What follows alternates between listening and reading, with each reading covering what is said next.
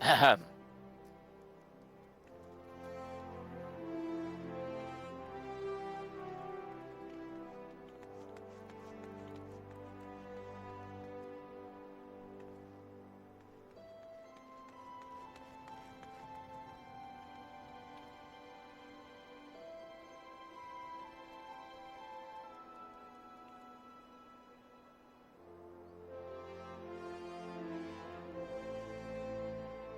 Cool.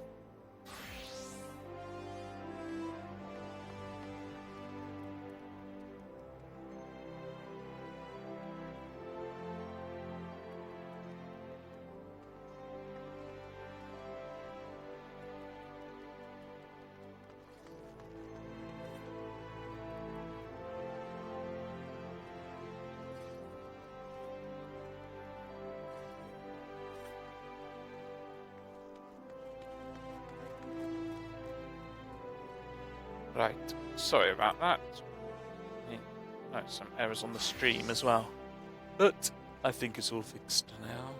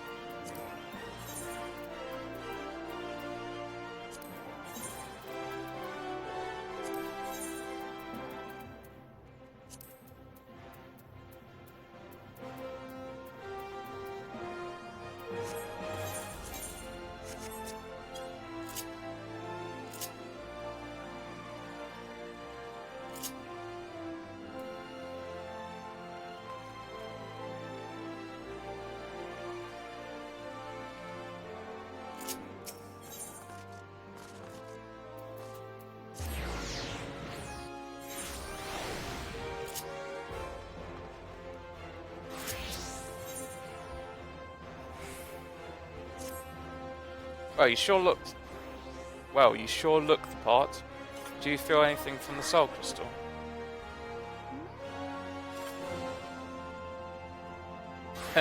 I knew it. Sounds like you've got what it takes to be a Viper. But the only way to know for sure is to put them new skills to the test.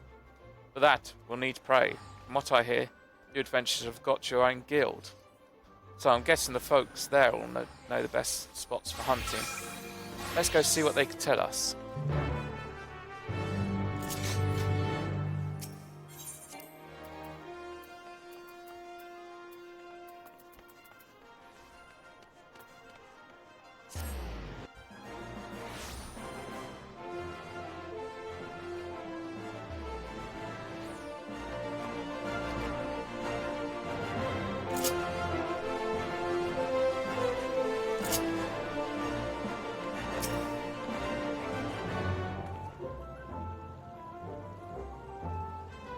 If you're after deadly predators, try spineless spacing.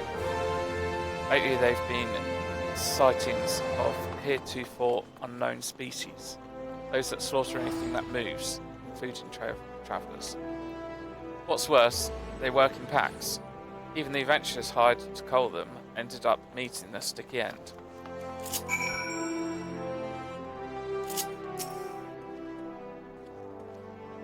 You got a lead already? Maybe there's something to this whole asking around thing after all.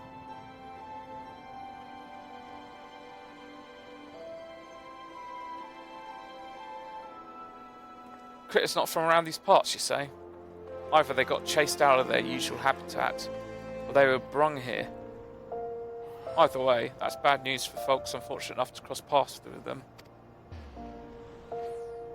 The hunting of Taral Vidral is a Viper's most important duty, but that doesn't mean we turn a blind eye to lesser threats. Next stop, Spineless Basin.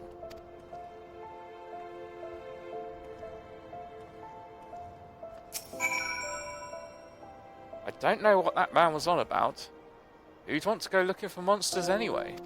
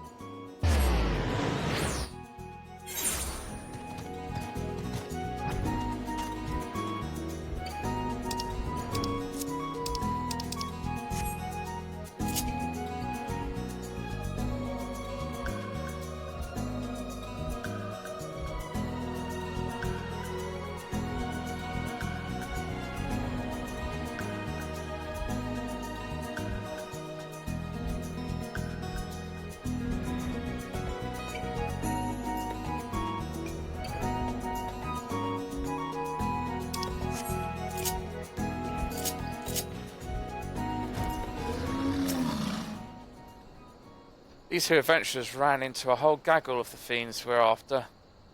They got pretty roughed up, but I saw to their wounds already. Don't you worry. Before we go say hello to the troublemakers, I reckon I ought to teach you about the Viper's dual blades. Our techniques were created for the sole purpose of killing Taral Vidral.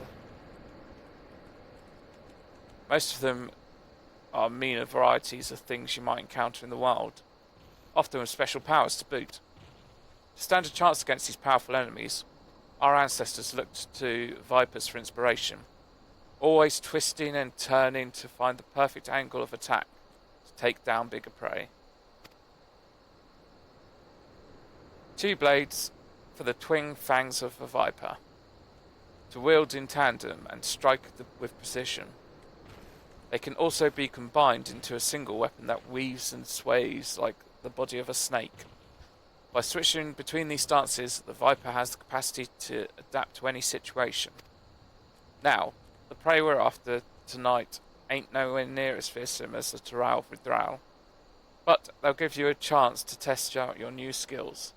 Let me know when you're ready.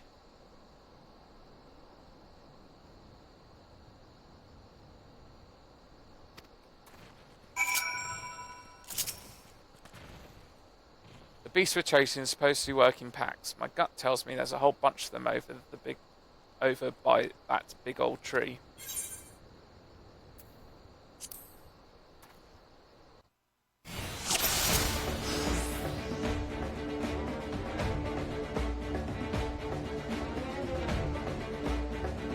If there are any meaner beasties, they must be biding their time. All I see is the fodder. Though if you're practicing new skills, they'll do fine. I'll stay away, give you a few pointers.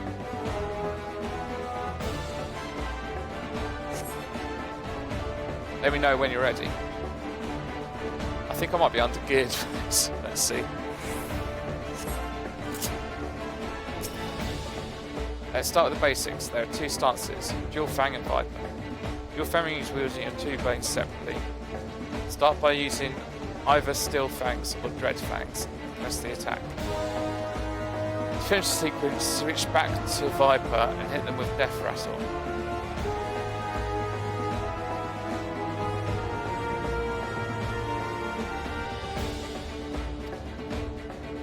A second to third attack in the combat.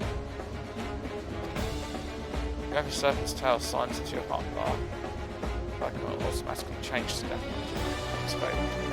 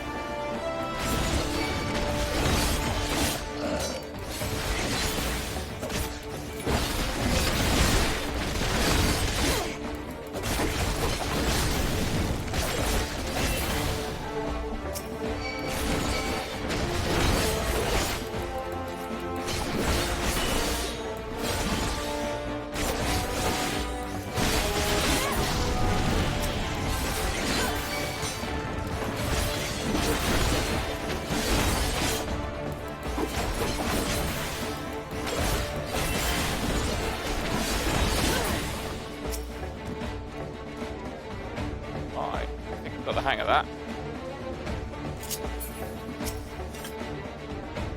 Time to practice your dual fang techniques. Start with an opener, followed with the second, then pick one of the four finishes. Flank Sting Strike, Flank Bane Fang, Hind Sting Strike, or Hind's Bane Fang. As you can tell by the names, each thing works best from a certain position. Don't worry about that for that. Just give them a try. I've been doing this already.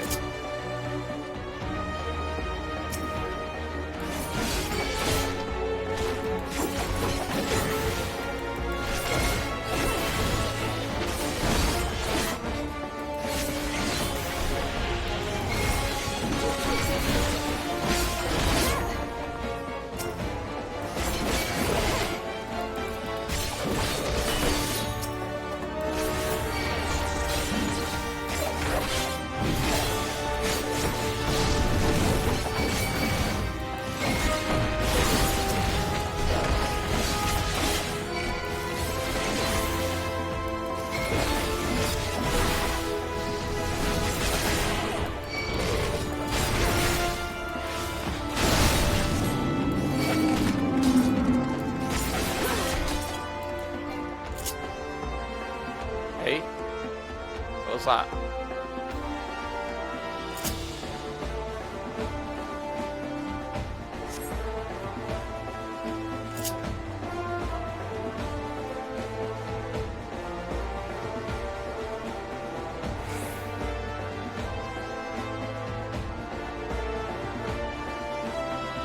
Ooh, big guns! Like a few, I've got just the thing to do with locksmiths like them. I'll tell you all about it. Alright, now for Viper stance. You combine your two blades into one to deliver 4 powerful strikes. Therefore, for tough opponents.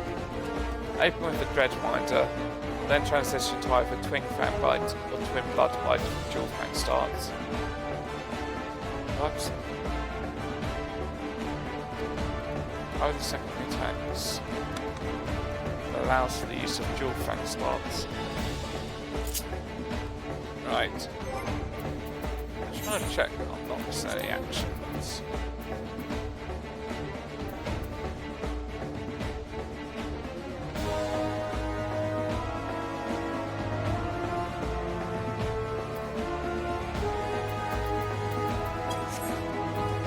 I want to move some of these as well.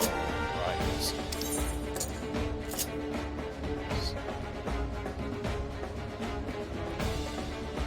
Actually, no, that's not what I want to do. I want to do this here.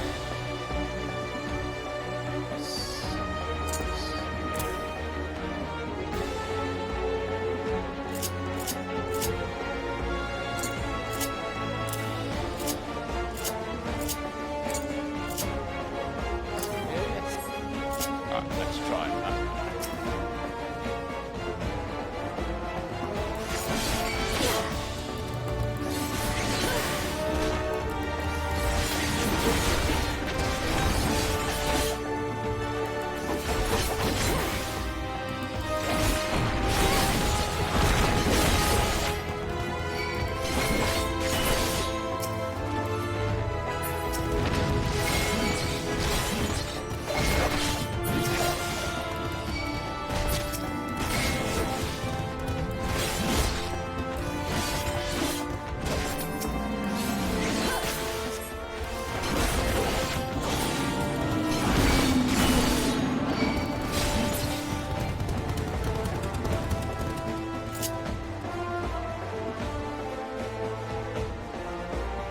That's roaring, it's getting closer. Possibly to us with this. That is minions keep getting beat. Here it is.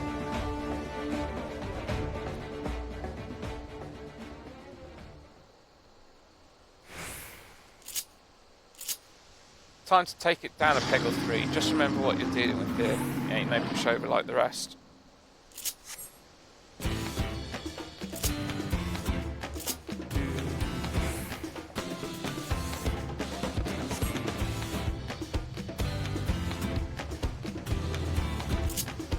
Show it what a Viper can do.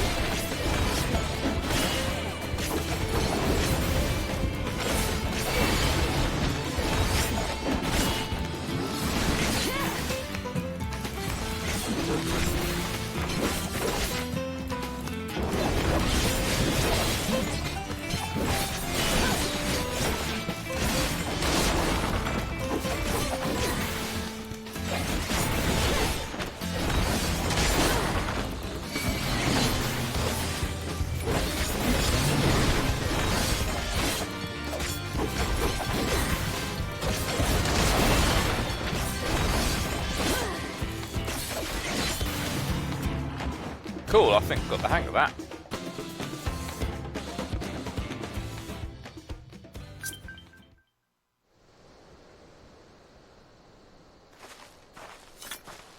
Son! Not bad at all. Those were just the basics, but your execution was mighty impressive. Since we've proven that you won't be a liability, let me tell you about the Tural Vidral we're up against.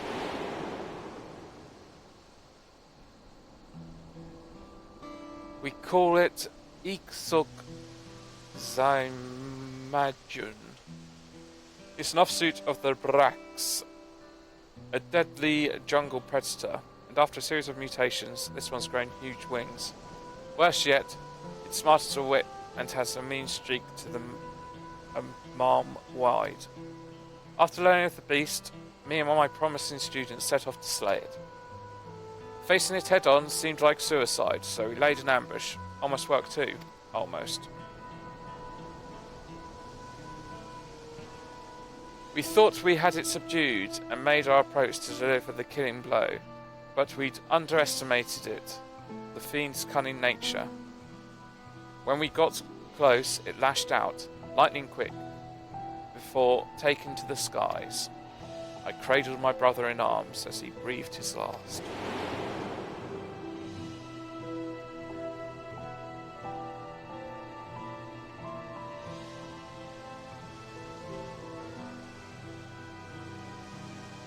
Revenge is all I've been thinking about ever since.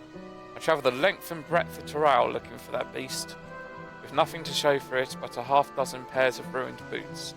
With each passing day, I grew more and more desperate.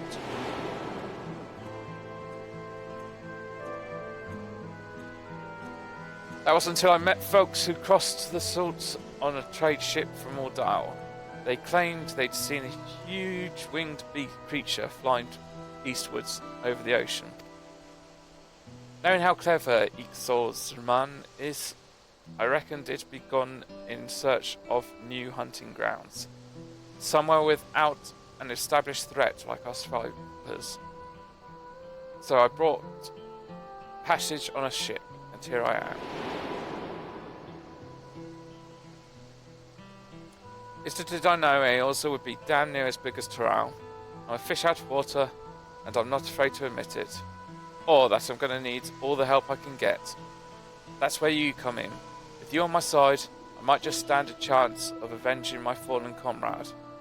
What do you say?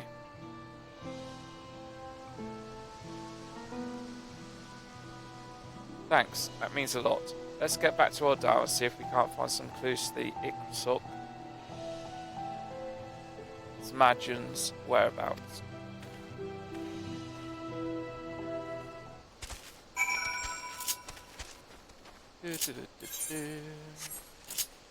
Where am I going? There.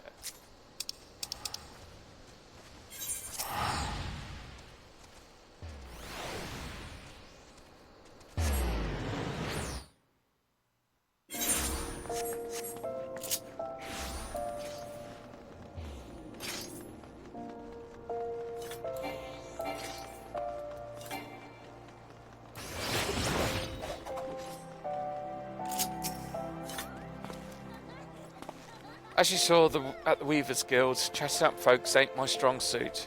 If you're happy to take the lead, I'm happy to follow, at least for now.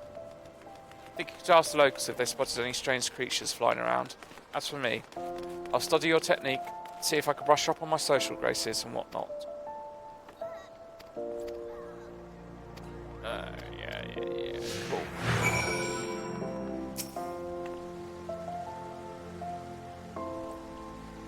Flying beast? Why yes.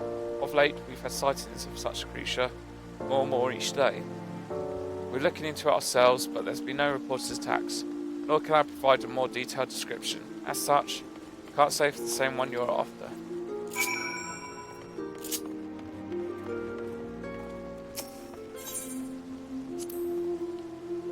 Yeah, when I was on the ship here, I heard about this hunt the local company seems to be running. We've got a system like that back in Tural too, mainly for dealing with Tural Vidral. Naturally, the bulk of the work was handled by Vipers, but ever since the Dawn Servant came to power, the scope's been expanded to cover a wider range of threats. These days, pretty much anyone could take on jobs. There's no shortage of them all over. If you're in Toral, maybe you ought to give it a try.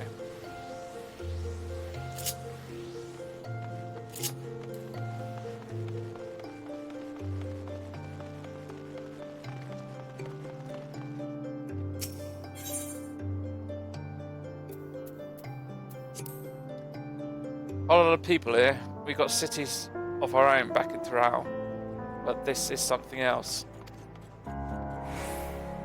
You know, to become a Viper, traditionally you've got to live within this remote village in the mountains, where you learn all you can about the habits of various beasts. Ain't much else to do out there, so anytime you get to yourself, you're expected to spend honing your skills. Once training's done, you're free to roam where you please. There ain't many Toral that need hunting, but they can spring up pretty much anywhere in Toral. So many say it's good to keep it on the move. Me though, I choose to stick around even after I finish my training. It gave me a chance to work on my swordsmanship. But instead of going out looking for work, folks came straight to us asking for help. That's how I got complacent and fell into a habit of letting my elders and the students do all the talking and negotiating with outsiders. Even my passage here was arranged by an acquaintance.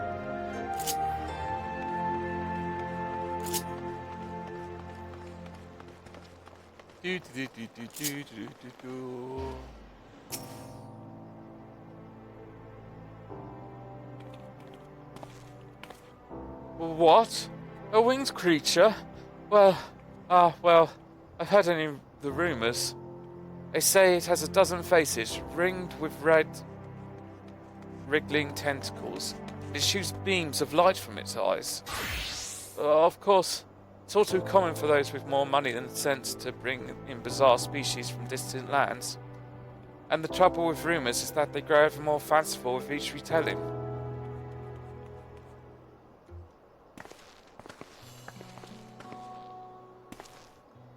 Well, damned if I know what you did, how you did it. But you and your silver tongue got useful information out of folks. Even if none of it amounted to any solid lead, the knowledge that the Ixog Zaman hasn't kicked up a proper fuss yet is a clue all in itself. I reckon it's taken its time to get the lie of the land, having just arrived here. Alright, I've seen my master at work.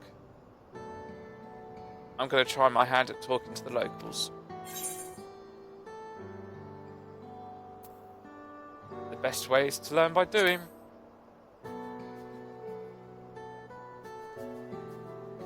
Couldn't agree more. Besides, I face meaner foes than a few tight-lipped city folk. And if I make a fool of myself, so what?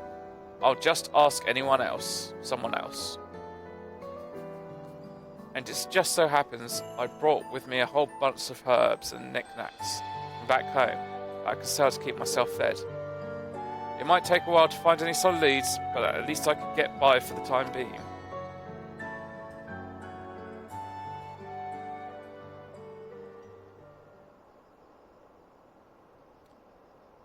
So, those are the ones who slew my pets. Interlopers on the hunt for my next darling prize. Little do they know, it's lost interest in Thanalan. Just as well. Its fickle nature may yet bring us greater delights.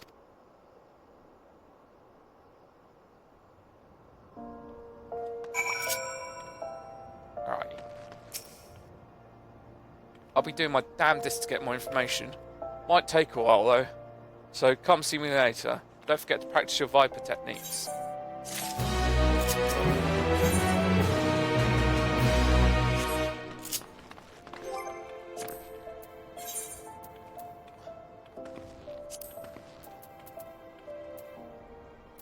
Let's get to leveling.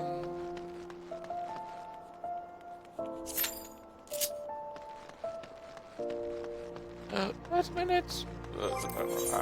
See what's better. 30 minutes as well. Oh, this isn't going to be good. Everyone's doing other stuff. This one?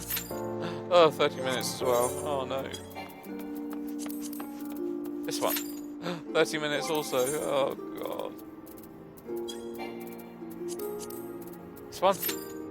5 minutes. Oh, wait, it's for the guild heist. No, I don't want to be doing those. This one? 20 minutes for a normal raid.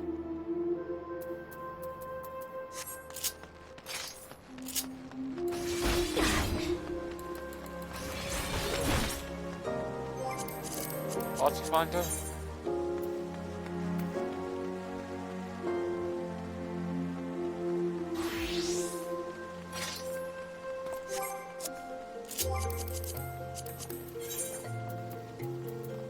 It's gonna take forever because everyone's trying to get their DPS classes up.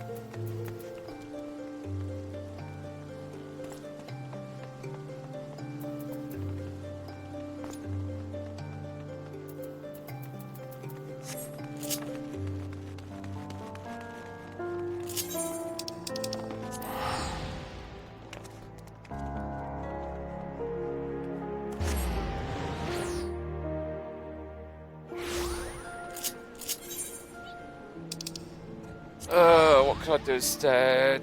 I could unlock Pictomancer. Yes.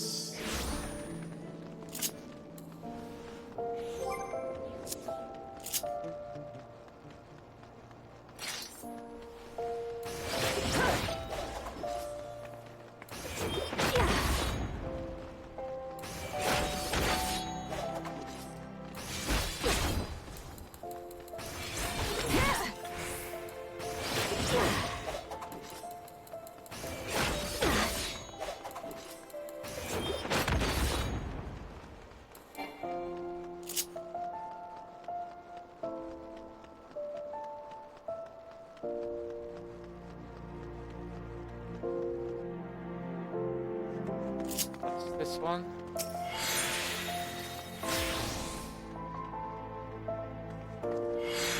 Oh, that's the free Fantasia. I don't want that.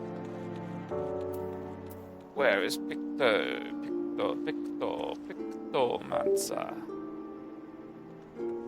Pictomancer, where are you? Pictomancer. Unlock. Britannia.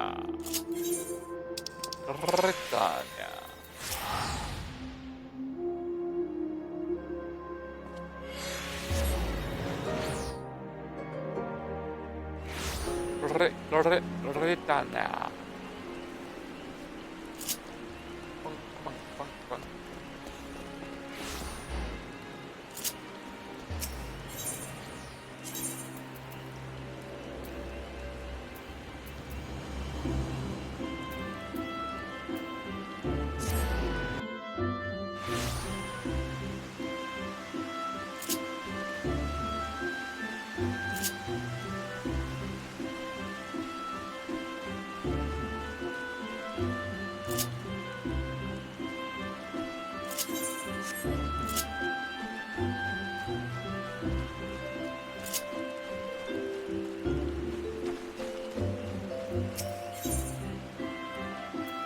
Oh, there it is.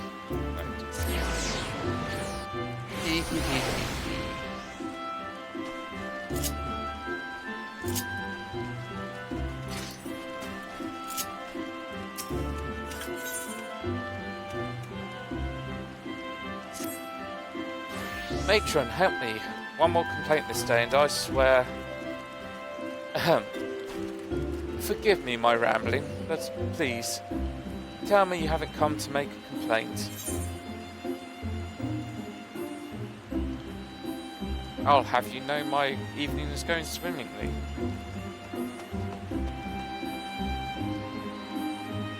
Well, I should warn you that Moogle has been making a nuisance of himself here in Gridania. The pommed pest has been harassing adventurers in an attempt to rope them into some painting endeavour. Despite the lack of interest, he refuses to give up. You are an adventurous sort, are you not? If so, you'd be wise to give that Moogle a wide berth. Unless you are the artistic adventuring sort. I suspect he's still loitering in the Aetherite Plaza, if my tale has piqued your interest.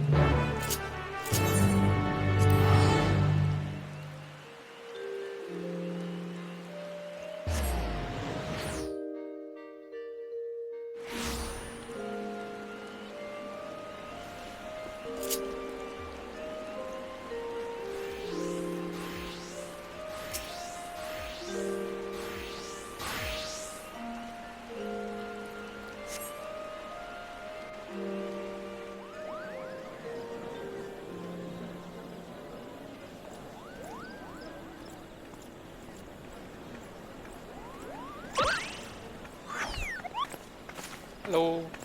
You there, Kupo? You there, Kupo? How would you like to do some painting? Not ordinary painting, mind you. Magic painting, where your works come to life. Your imagination's the limit.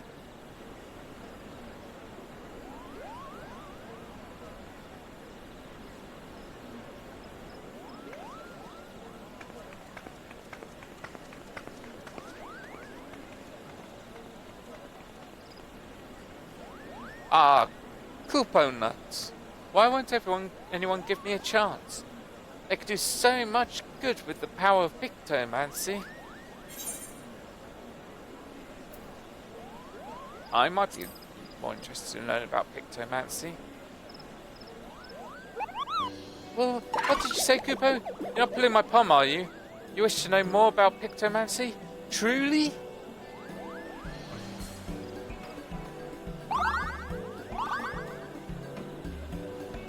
Hooray! Hooray! The name's Kupopo. And I'm extremely pleased to meet you, Kupo. I am the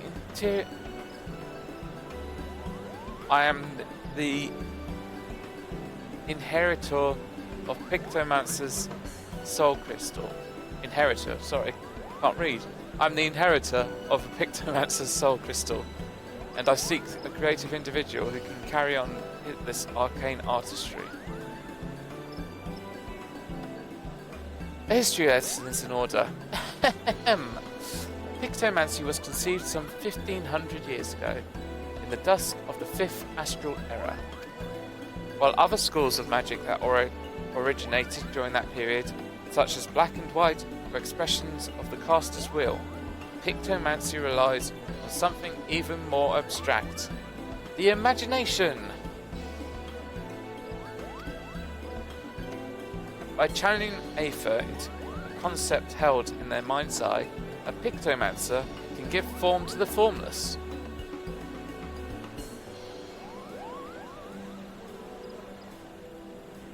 It's a bit tricky to wrap your head around, I know, and that's precisely why the great Archon Realm, founder of Pictomancy, incorporated the painter's tools into our art. A gifted artist as well as mage, Realm took up the brush instead of a staff and wielded ether like paint to give shape to our imaginings. In this way was Pictomancy born, a magical discipline like any other. Goooo!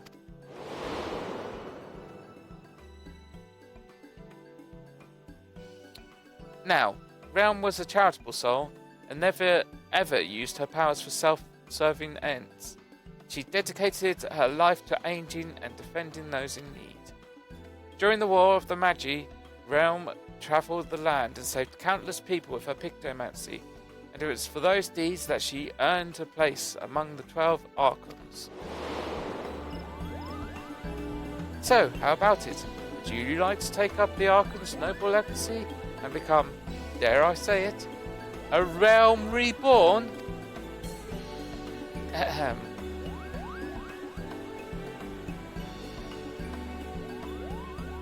Wonderful, Kupo. Your enthusiasm warms my heart.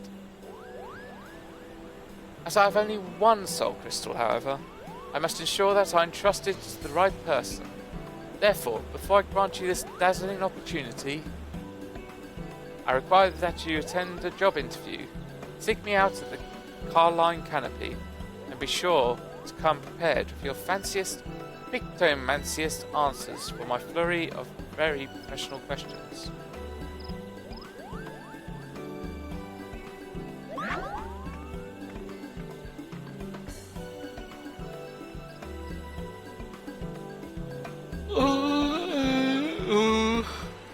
Ah,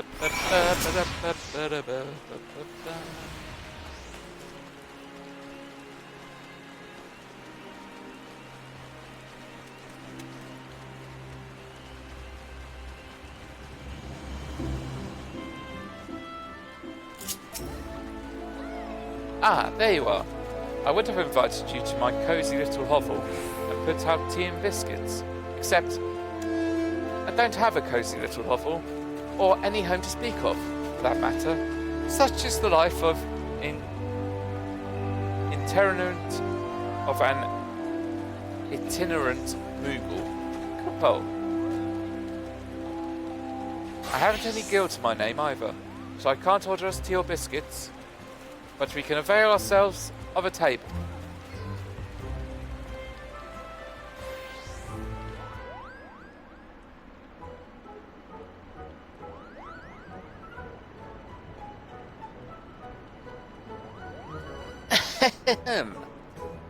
By the power vested in me, I now pronounce this interview commenced. Coupo.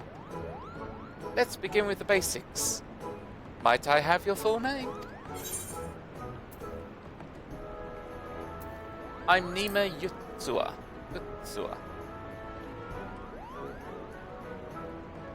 Tis a fine name. Well met, Nima Yutsua. Right, on to the next question. What do you consider your primary vocation? I'm, between jobs at the moment. Oh, I apologise if I asked a sensitive question. But take heart, my friend. If you pass my interview, you'll become a certified pictomancer, and all the realms shall ooh and ah at you. And moving along to the next question, how would you rate your artistic abilities? My stick drawing figures are second to none. Well, I for one think stick figures are wonderful, as is your honest answer. You'll be pleased to know that pictomancy relies more on one's imagination than their artistic abilities. So don't fret about your egregious lack of the latter. Speaking of imagination, let's try and put yours to work. Tell me the first thought that enters your mind when you hear the word Moogle.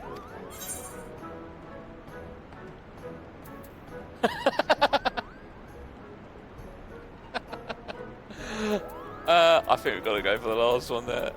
Very little shites. I beg your pardon. That's a rather unsettling answer, but I do suppose there's a fine line between genius and madness. I won't dwell on it, Kupo. Now, this next question is very important. Someone's in trouble. What do you do?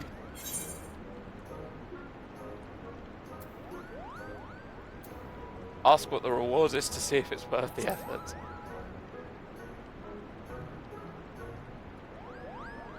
Reward? Well, that would mean you'd consider lending a hand, right? Yes. If I may ask a follow-up question. Could you share a recent example of when you approached a soul in distress? Come again? A hero who's been inundated with complaints about my pictomancy pictures? Oh dear, that's rather disheartening, Kupo. But this isn't about me. What's important is that you are not one to ignore the plight of another.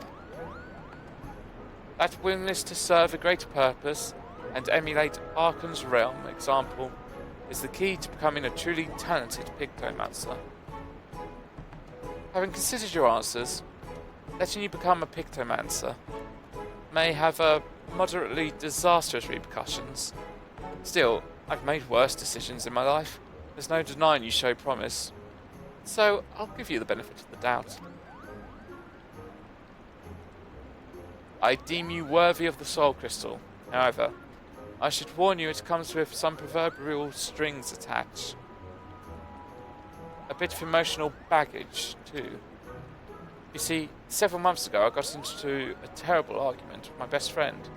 We went our separate ways, and I've not seen her since. I wish I could meet her again, try to reconcile, more than anything. So if we hear aught of her during our journey together, I'd like you to lend me a helping hand. If you're still willing to train as a Pictomancer with this condition in mind, then the Soul Crystal is yours. Just say the words, Kupo.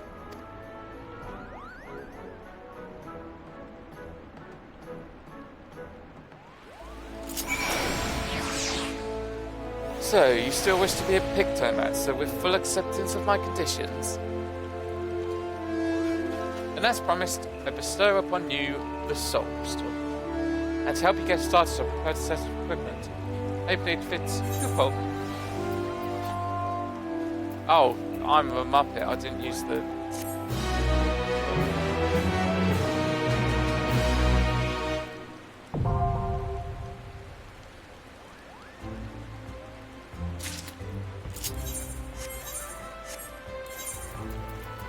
I am so stupid.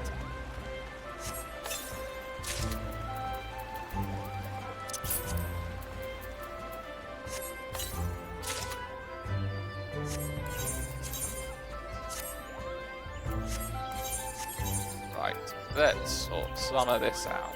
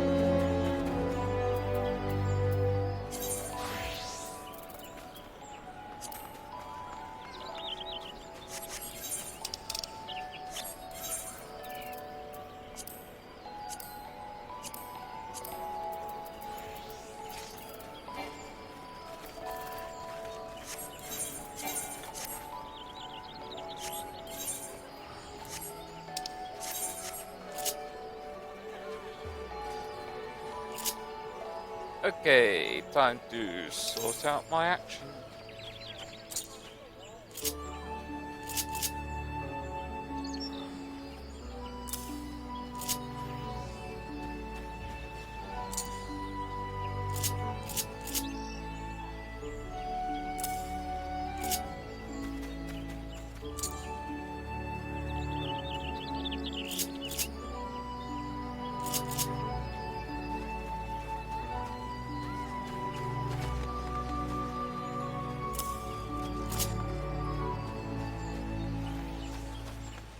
Alright, no, this doesn't have raise, does it? No.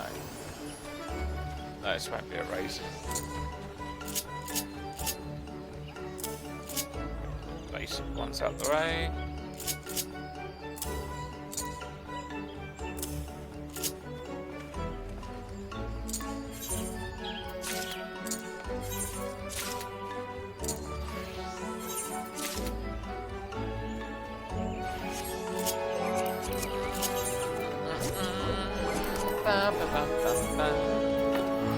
Fiction my actions, fiction my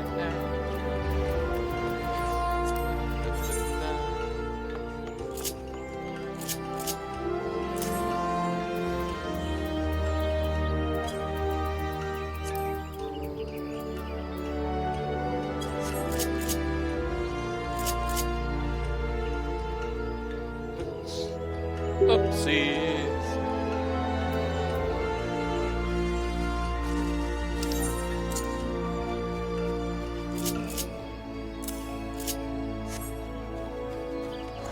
Oh no, whoops.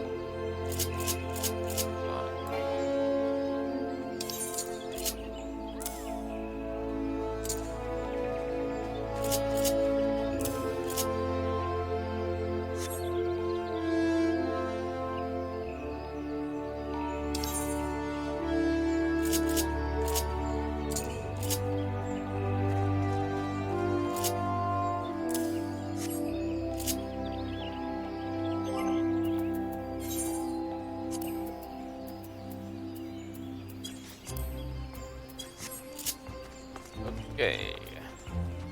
Deals fire damage, so that one should be AoE. Should go there. Potency, that is magic.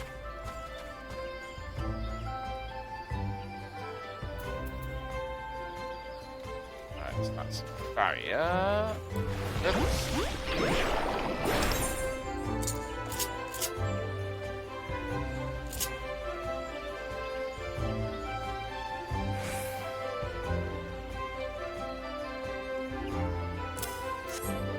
Barriers. Right. Dash forward. So I'll go 6.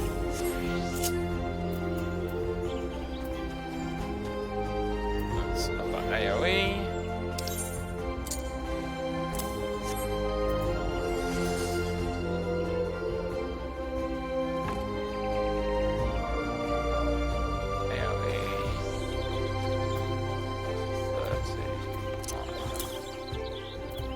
Oops.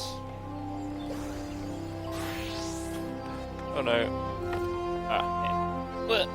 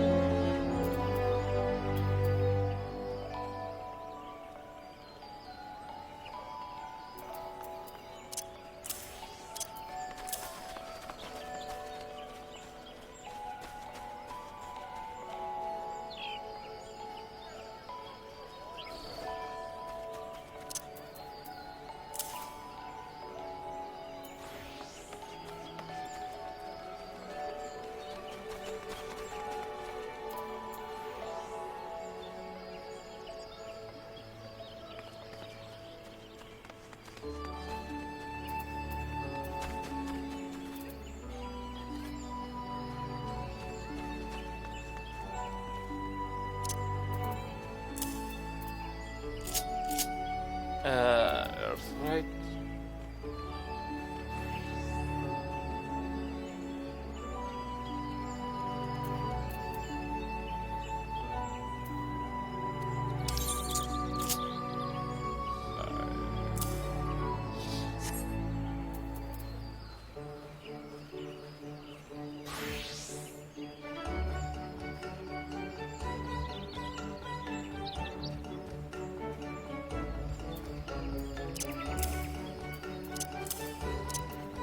Like that. Okay.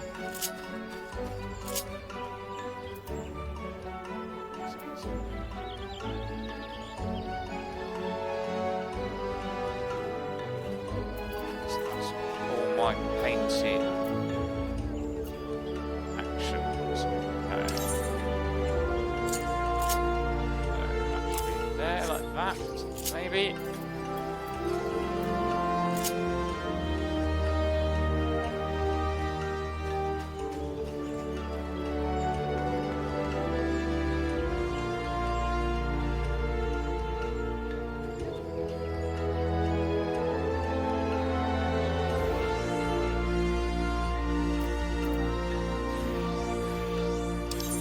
Right, so these are connected. Oh, okay, right, I need to think about this.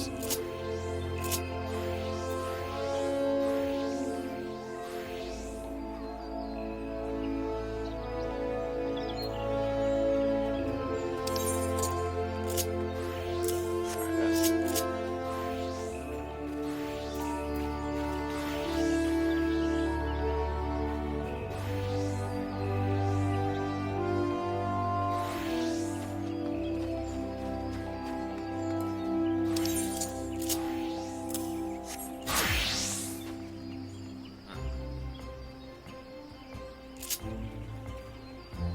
I maybe want...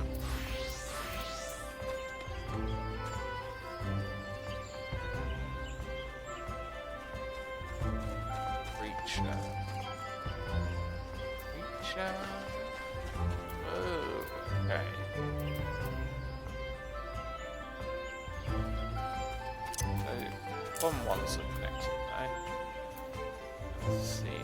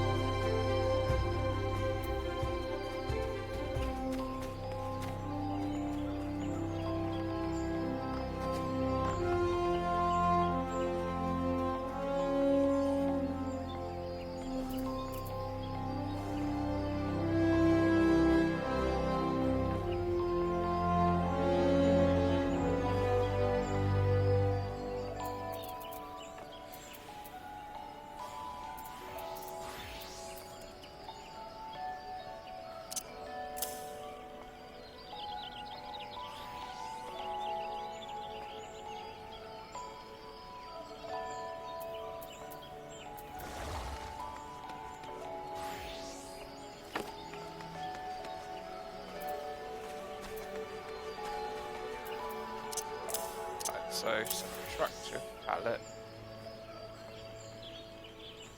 So, that's this one. This one.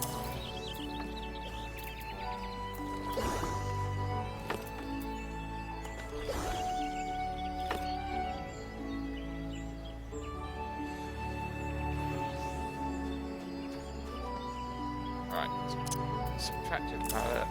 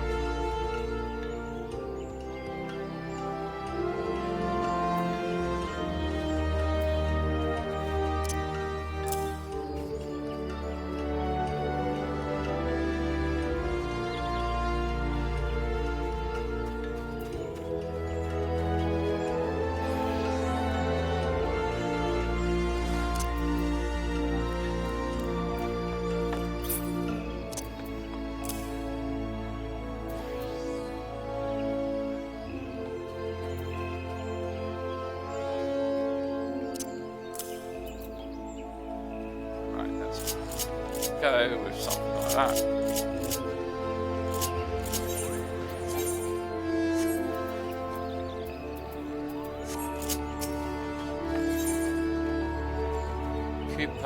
Kupopo believes an apology is in order. Very nice. Now you literally embody the style of the Pictomancer. Kupo. While Pictomancy's brush may look like a big paintbrush, it is in fact a stylized variety of staff. That said, you're probably wondering why we don't just use staves. Put simply, it's much easier to bring your imagination to life through the medium of art. Magic brushes and ink allow a pictomancer to express abstract thoughts in a deliberate manner, goooo. As I mentioned though, it's ultimately your imagination that matters the most, for with the wisdom of pictomancers past at your disposal, you already possess the artistic skills you require. Now, as much as I would love for you to get to painting right away, there's something else we must do first. You must go to Nofika's altar and apologise to the hero you mentioned. By we, I mean me. Off we go, goooo.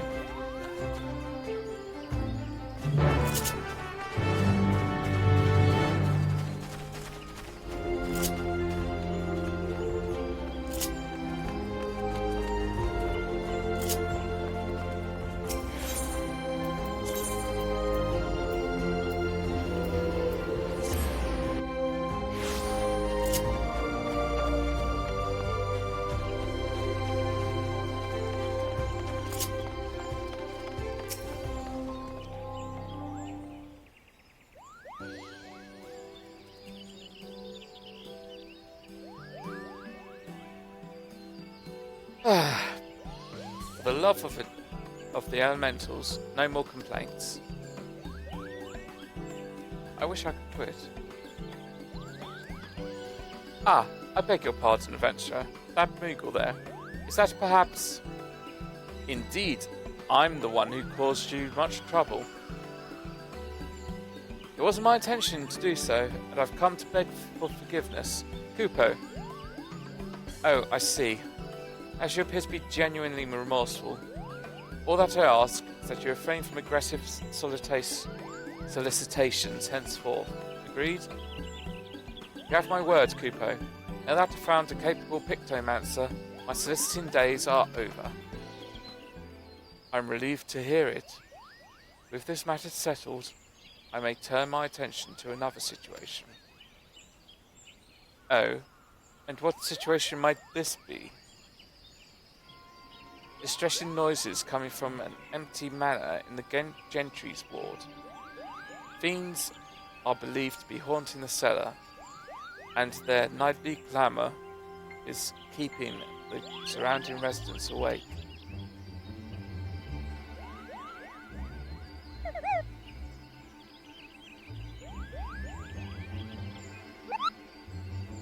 Fiends, you say? Nima here will deal with them. Goooo. Remember, it's in the spirit of the pictomancer to lend a helping hand to shine the light of hope for those in need. There's also a welcome opportunity to put your newfound skills to the test.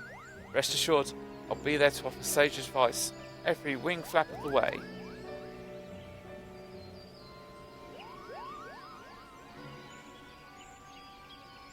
Your offer of aid is kind indeed, and I accept it with thanks. The Gentry's ward is situated just past Apkalu Falls. Proceed there when you're ready.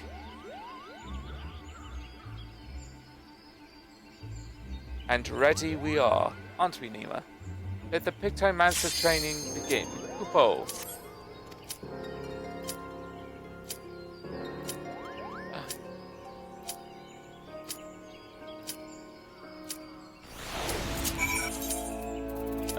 Where is it? I am a Viper. Cool.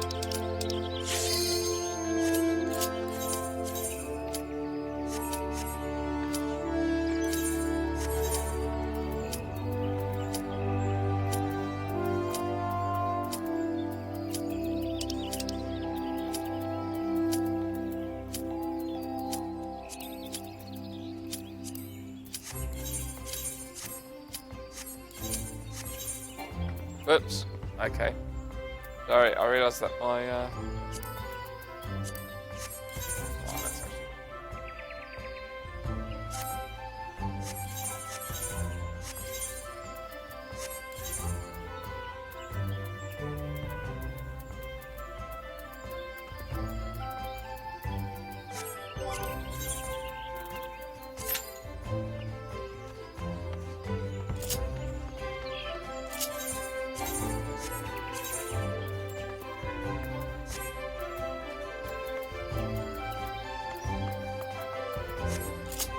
I should go get some gear. The best place for it.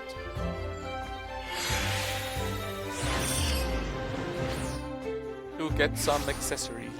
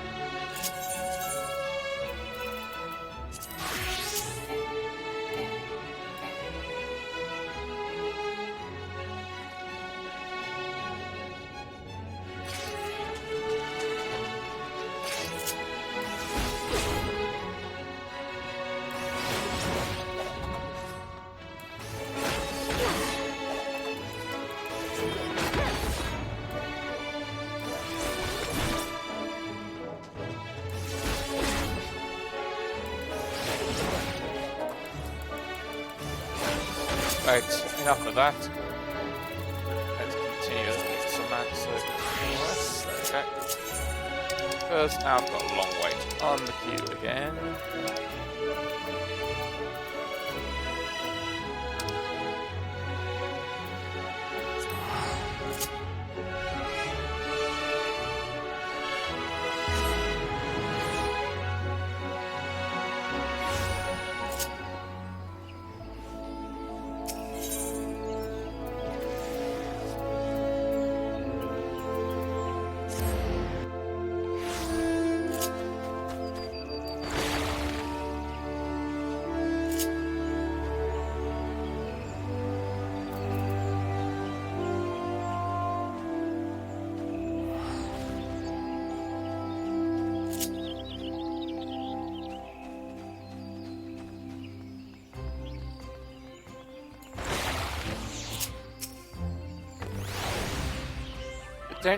The Gentry's ward lies beyond those gates. Are you ready to put your skills to the test, Kupo?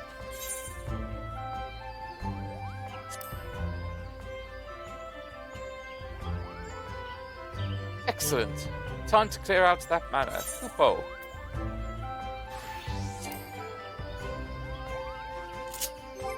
To drop out, do fine, sir.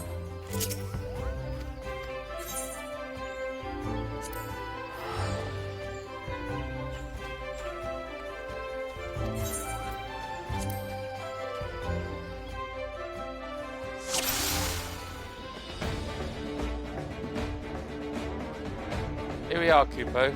Sense monsters open below. But before we charge in, allow me to expound upon the fundamentals of pictomancy.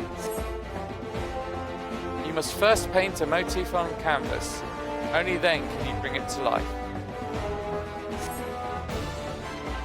Try making a pom motif. Go on, don't be shy.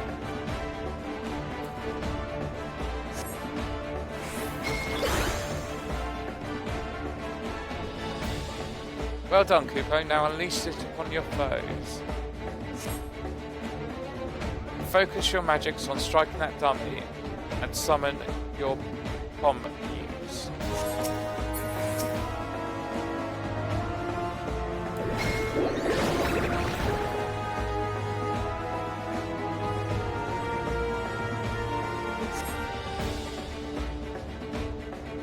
Next, give me your best wing motif.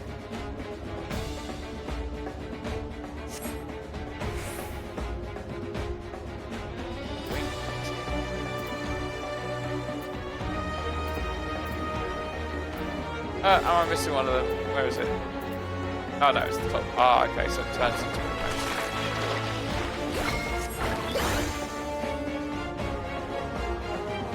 Very good, Cooper. Now you may invoke your winged muse against your fiends that strike the dummy.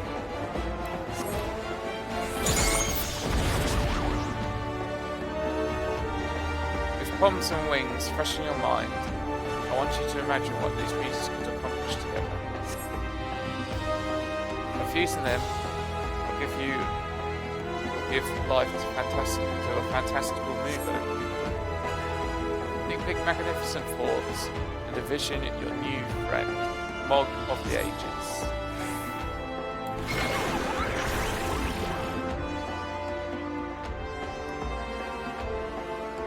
Excellent, Kipper. He may not be as wise as yours truly, but he should do his best. Aside from your Moogle, a hammer stamp is an excellent alternative to pummeling flows. If you wish to provide support, I recommend inspiring your allies with Starry Muse. Never stop dreaming up those motifs, Kupo. Your allies will thank you and your enemies won't know what hit them. Switch that. Take some getting used to. So feel free to experiment, Kupo. I'll be here when you're ready.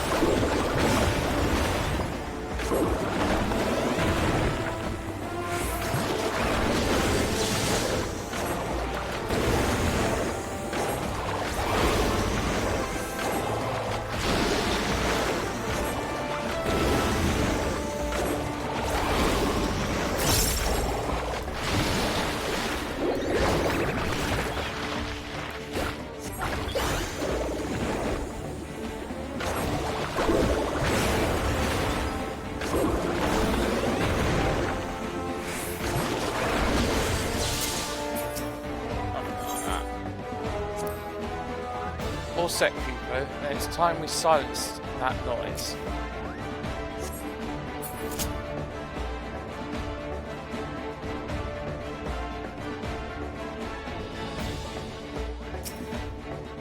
The infestation is worse than I expected. We should clear those ones out first. Let's make a decision, lesson of it. Goooo, by casting spells with different hues, your palette will begin strong. With a sufficiently saturated palette, you may avail yourself of the subtractive palette's increased might.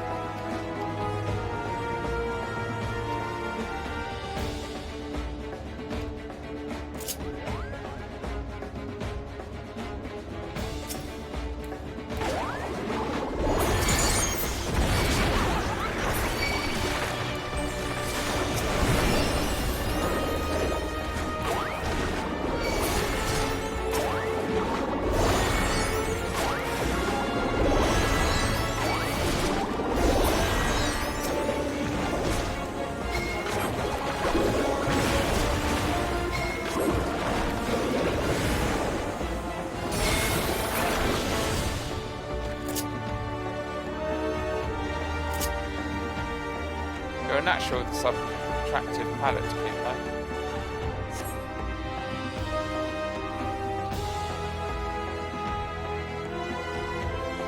Seems you're scared off the stragglers as well.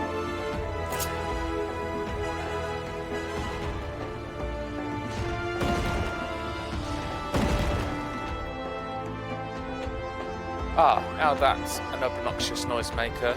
Goooo. Since you've grasped the basics, I'll leave you to your pictomancy. Now show that Spriggan what for.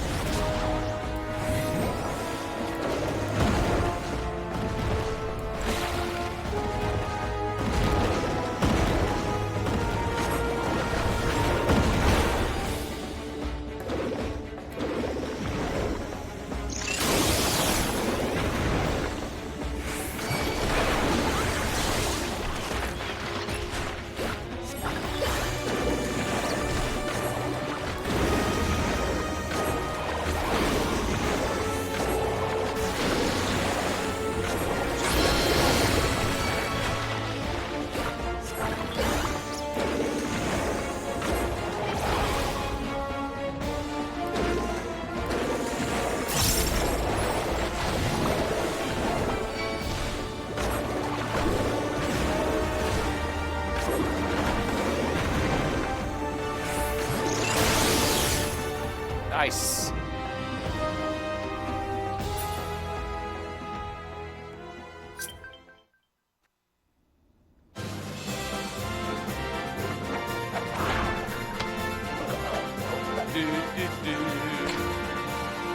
I am a painter, and I just use my pen.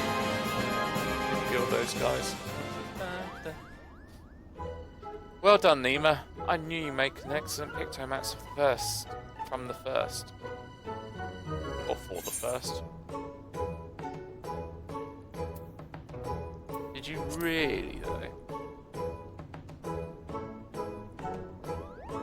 Of course I did.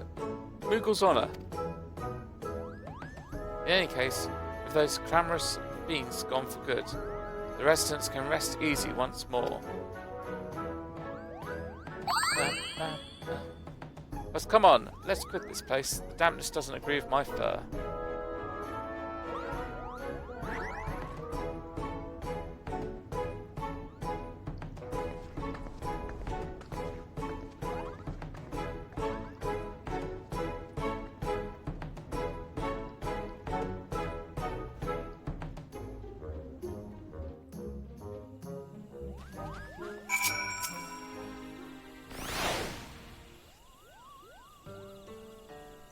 Allow me to congratulate you on a successful first outing, Ema. The Pictomancers of Eld would be proud, though you may yet be a novice of the art. As a veteran adventurer, you've grasped the fundamentals quickly, as well as you should, Kupo. Archon Realm didn't urge her disciples to roam the star for their own amusement, you know. She wished for them to intimately understand the wider world, to journey to lands unknown and savour every discovery, to revel in sensations, emotions, and yes, even danger. For those experiences enrich the palette of the imagination, making one's pictomancy all the more vibrant, Kupo. You are returned.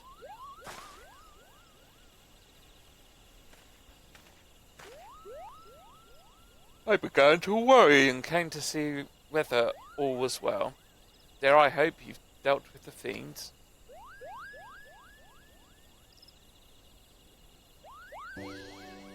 Wonderful, wonderful.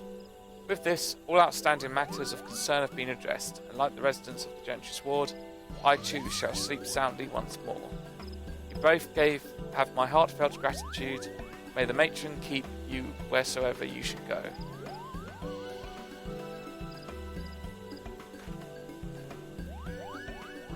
Did you see how happy we made him? That's the power of Pictomancy for you. And this is only the beginning. As part of your training, you and I shall travel near and far, searching for those in need, just as Archon Realm once did. But you mustn't forget our promise either. Before we take to the road, I'd like to see if the locals know anything about my friend. In the meantime, I bid you dedicate yourself to honing your skills, Kupo.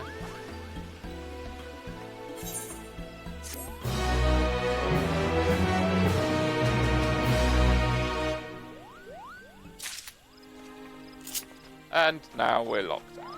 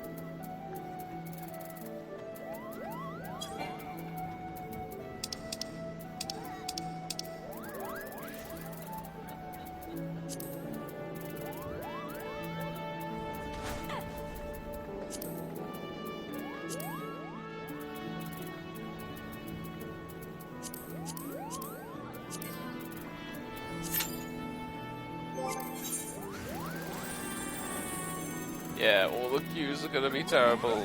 Do I just screw it? Let's get on to the story.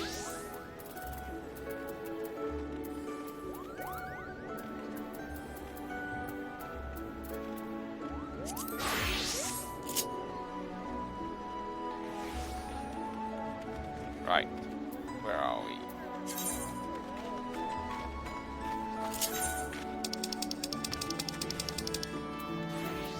Old Charlian.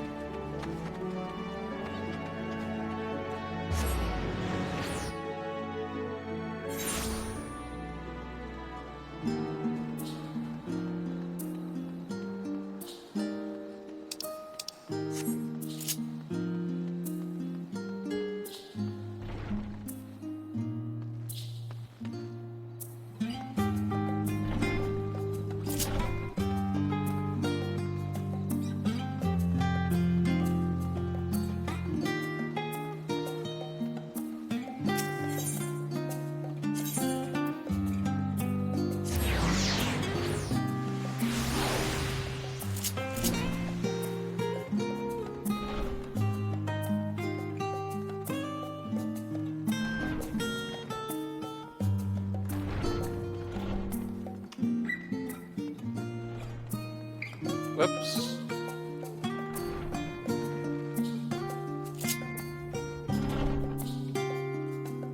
That's it. Where am I going? Oh, it's there. Silly me.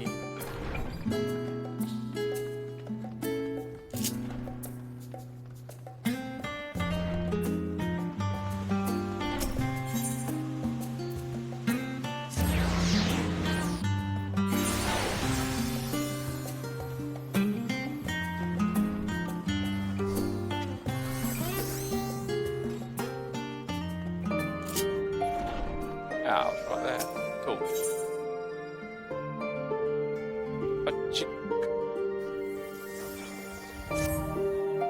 Welcome back, Nima. I've just had word from Erenville. It seems he's managed to secure passage to Taral aboard a guild ship vessel. Why don't you wait in the main hall while I go inform your travel companions? Should only take a moment. Why don't you...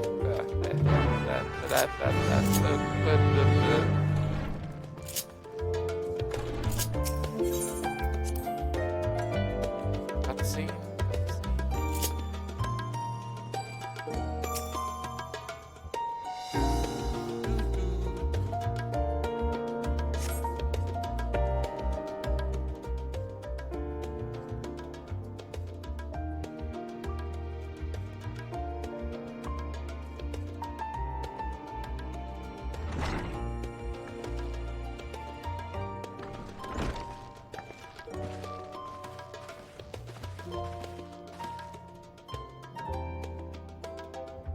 Ajika gave us the good news.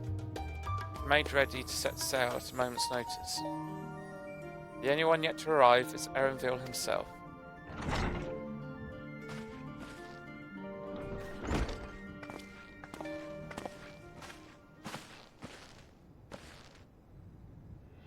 Ah, you're all here. It took some persuasion, but the Gleaner's Guild ship has granted us places aboard the vessel bound for Taral. There'll be other passengers, researchers, artisans, and the like. So we'll need to share deck space. That's fine, Erenville.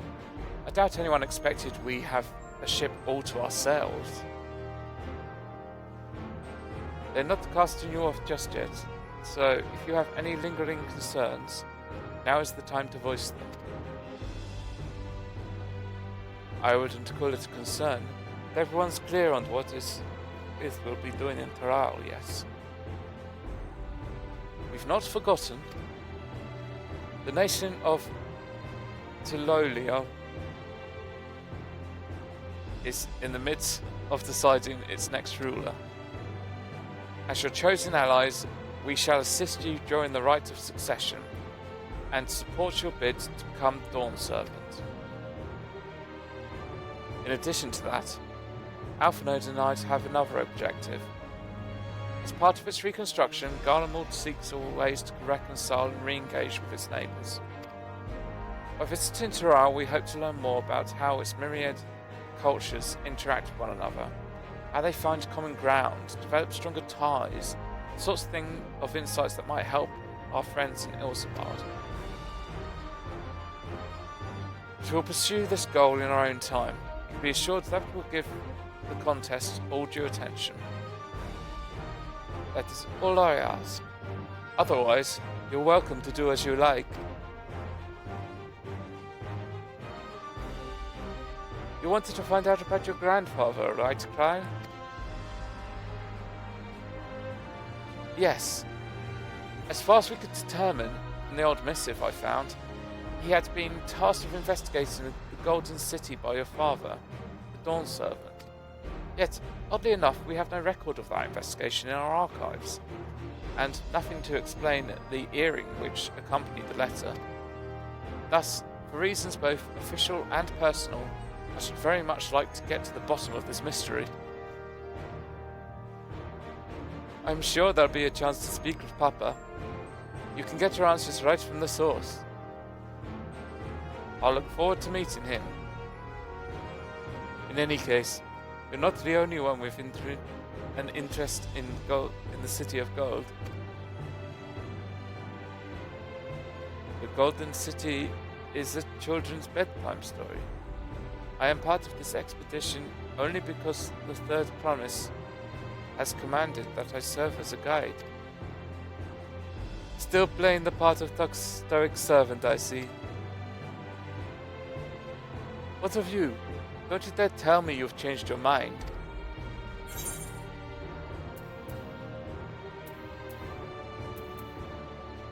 I go wheresoever adventure is to be found.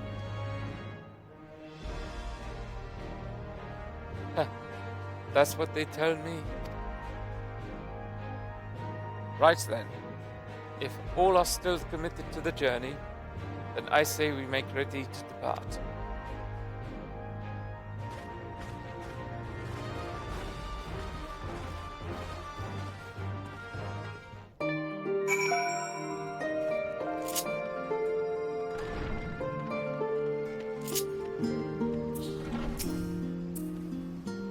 Eager as they are, the others have already left for the harbour. We're not in danger of missing the boarding call, but perhaps we should be on our way as well.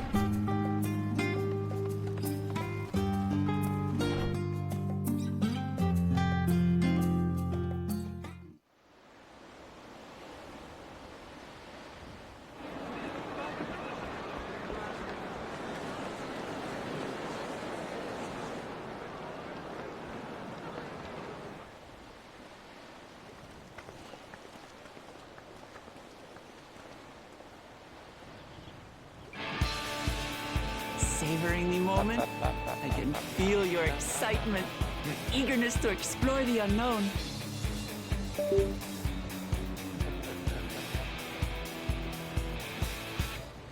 Let's go. Well, for once, the fate of the world doesn't rest on our shoulders. We might even get a chance to enjoy ourselves. Let's have a party on the beach expansion. Do not be so quick to relax.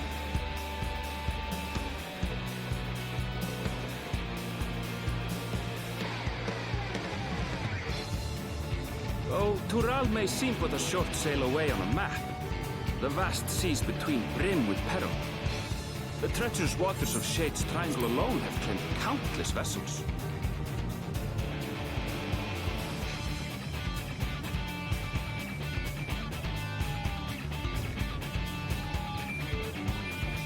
Even following the safe route plotted by Admiral Bluthishwin herself, this will be no pleasure cruise. Perhaps, but my voyage here was uneventful enough. Disappointingly so.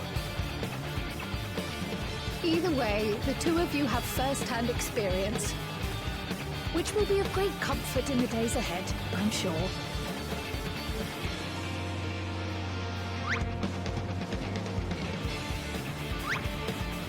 Yeah.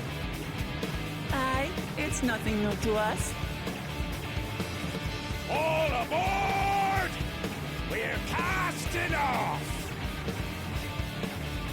It's time. I trust you have everything you need?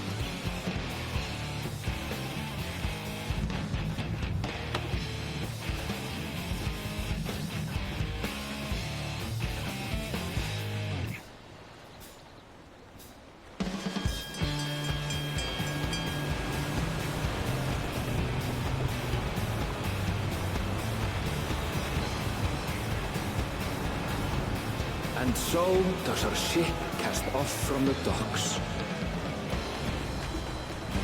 We sail west, as Captain Ram did some 80 years past, bound for the New World, known to our children as the continent of Toral.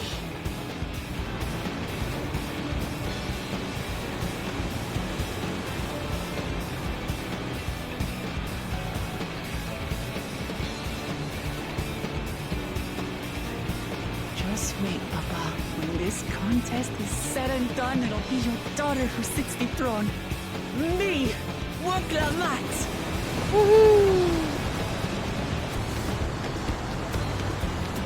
On a new adventure, sailing the sea.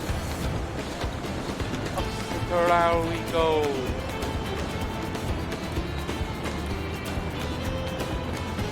Aha.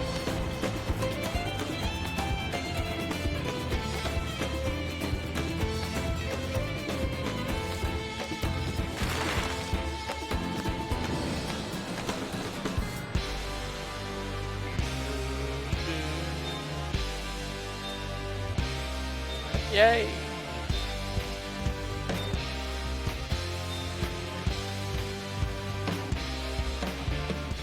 Bam, bam, bam, bam, bam, bam, bam, bam.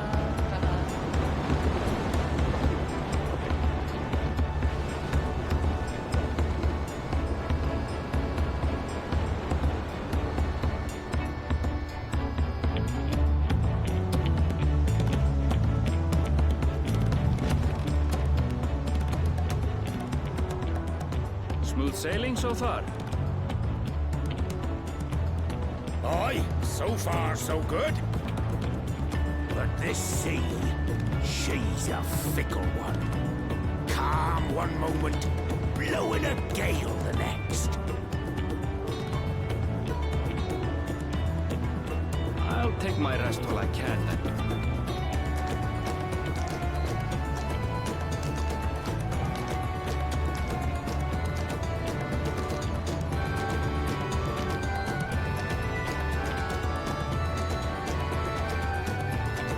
We left port what seems an age ago now, and we've seen naught but open water ahead.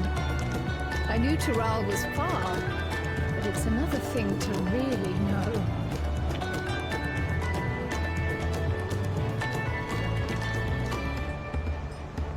Speaking of which, some of our fellow passengers have made this trip before. Several times, in fact. I was able to learn a few things about Tuliolal and the right of succession. Since we still have a long way to go, why not have a chat with them yourself? I'm sure you have questions of your own. I will do, Clark.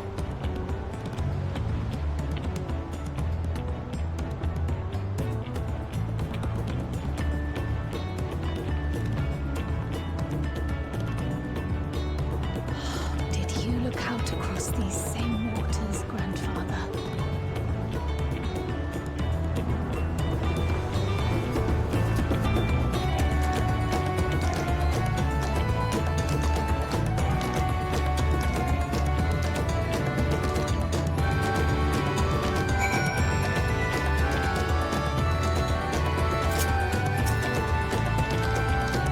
I can feel my edge start to dull on these long sea voyages. How about some light sparring later?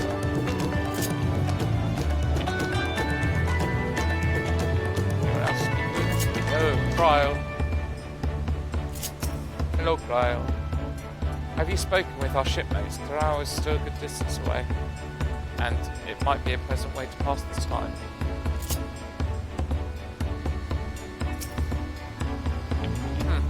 Oh, this will be my first visit to Toral. When Jen Payne's my name. I was working with Estemes Aesthetics in Ordal, you see, but my employment with them came to an end. That's why I visit Charlene in the hopes of starting over. While I was attempting and failing to find a new job, I seized the chance to board this vessel when I overheard a room for another passenger suddenly opened up. I'm told the Dawn Servant welcomes all regardless of origin, and so to Lolial seemed like the perfect place to begin anew. Hopefully things will be better this time.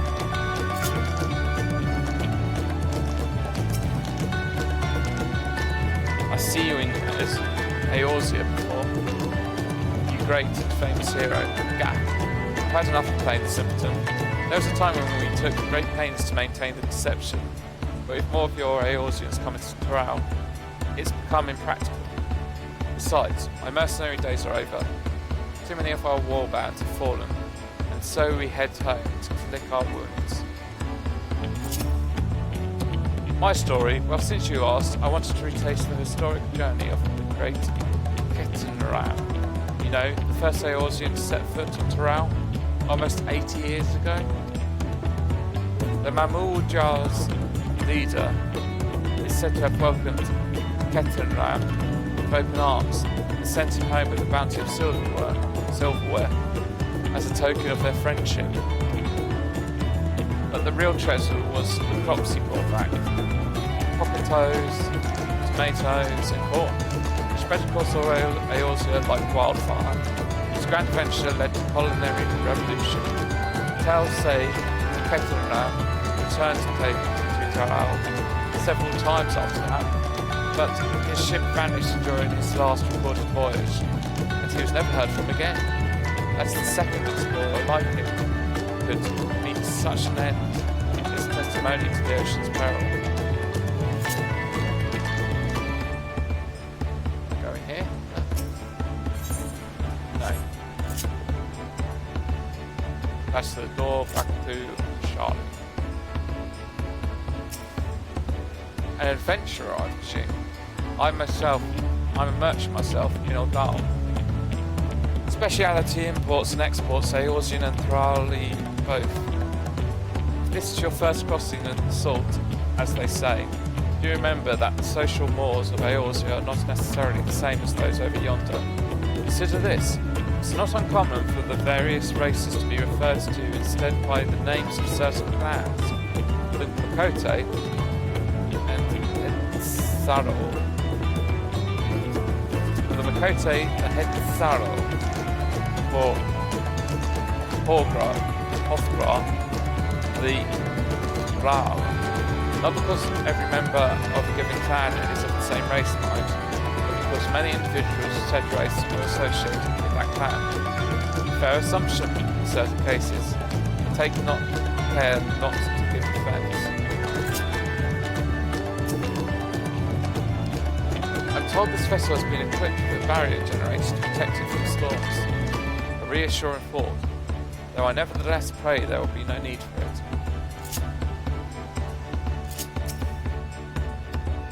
Did you want to make a wager? We're taking bets on who he sat next in the Dawn Servant's shiny chair.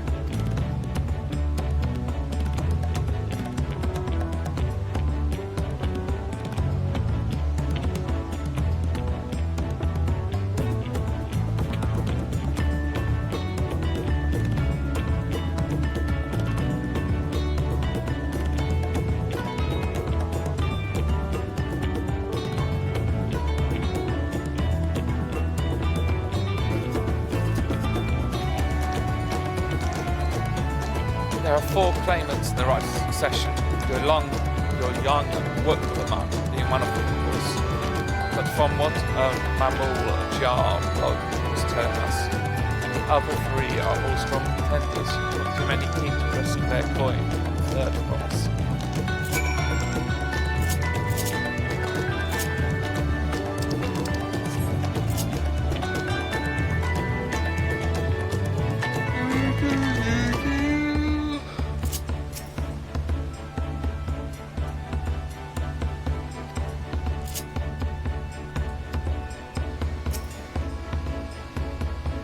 Did you learn anything of interest?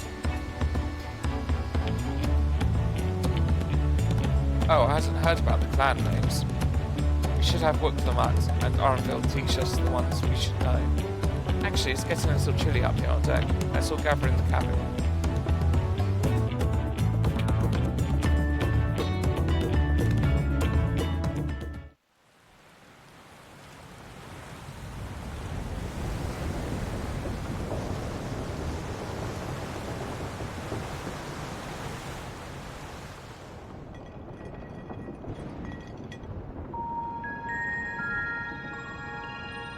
We're in for a proper storm, it seems.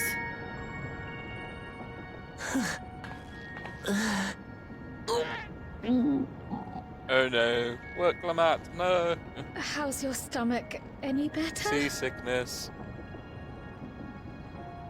I don't know what you mean. I don't get seasick. I beg to I'm differ. just feeling a little nauseous is all. Isn't that what seasickness is? Erenville, you were born in Tural, yes? Do many of you ever live there? The Shetona, as my people are called, have settlements mainly in the north, in Shaktural. And your family? I know nothing of my father, not even his name. As for my mother...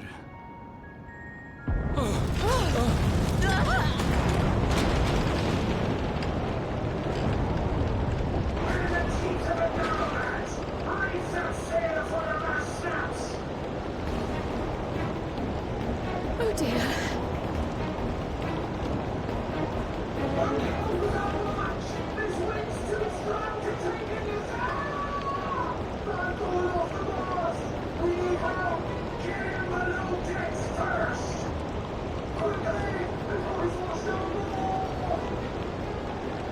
Come, we should lend what aid we can.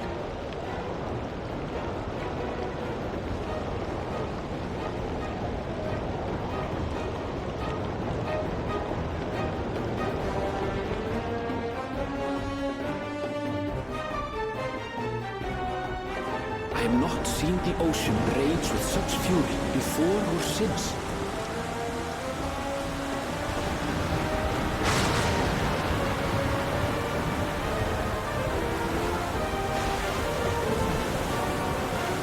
The heaving waves tossed our ship about like a toy, sending sailors tumbling. The dauntless Alizé, quick to the rescue, was almost lost to the sea herself.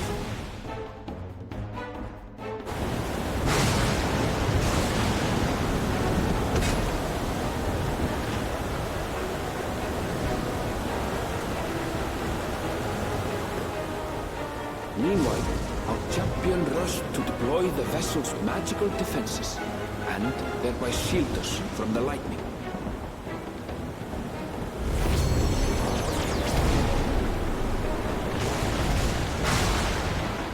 What an extraordinary life she must lead to be able to operate such a device with practiced ease.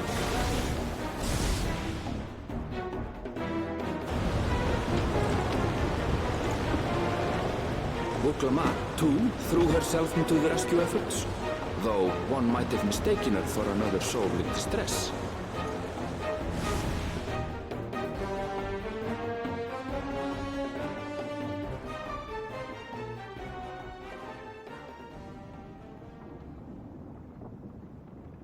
By the time the unruly seas had calmed, our strength was all but spent, and we had yet to even glimpse the shores of Tural.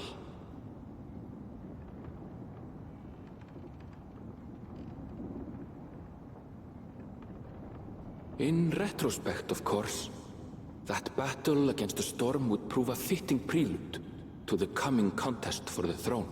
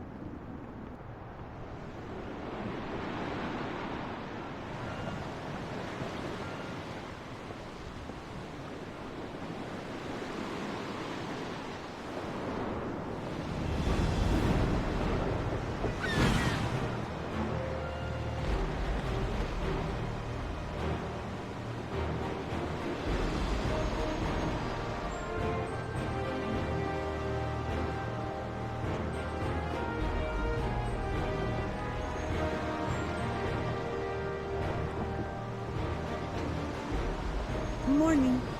Joining us for some fresh air? Seems my belly has settled along with the weather, but I'll feel much better once we're on solid ground.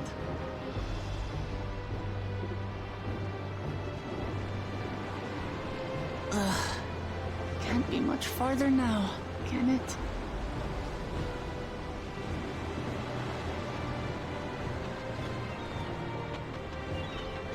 Seabirds. Land must be near. You need only hold out a while longer.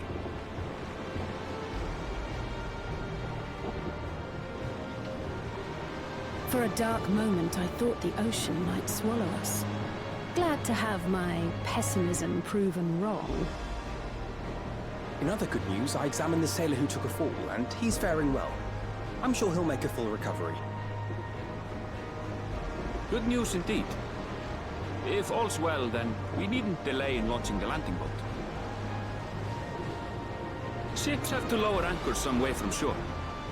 Too close, and they risk having their underbellies ripped open by the reefs that crowd Tuliola's coasts. Come.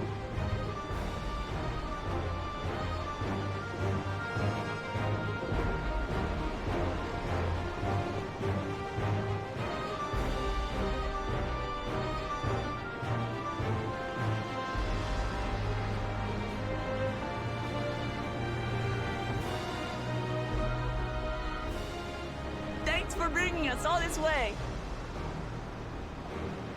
Ha! We only did what we were paid to do.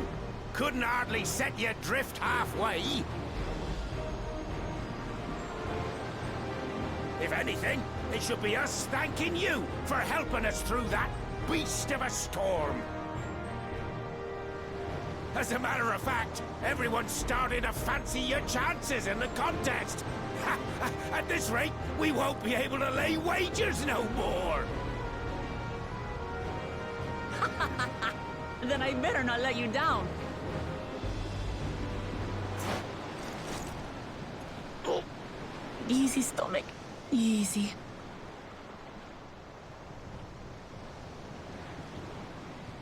We're the last to board.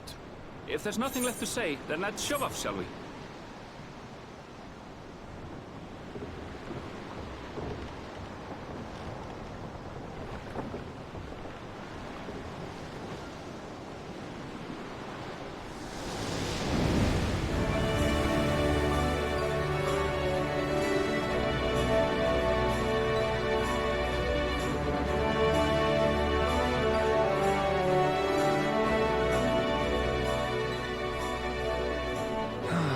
Blue seas, clear skies, and boundless possibilities. I dare say our destination will soon be in sight.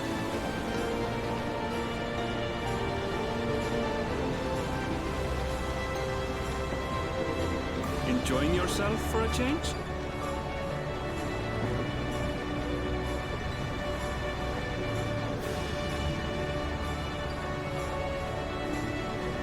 There, look, my friends.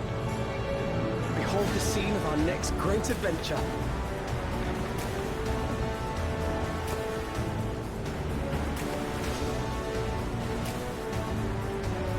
At last, we have come to the land you call the New World. To my home, Tural. Hurrah! Hurrah!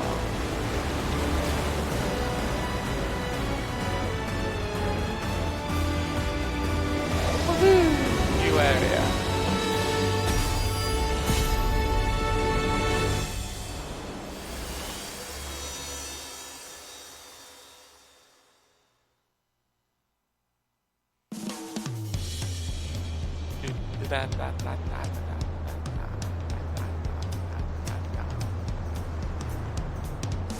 Jazzy.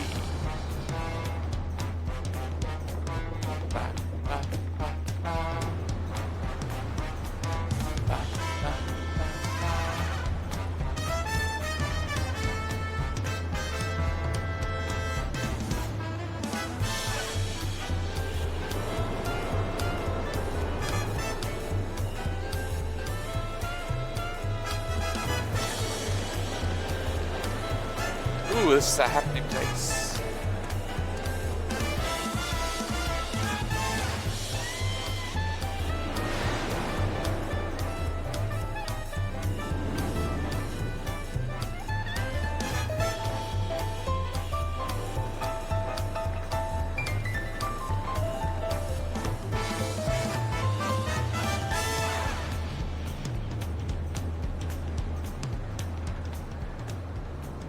notes.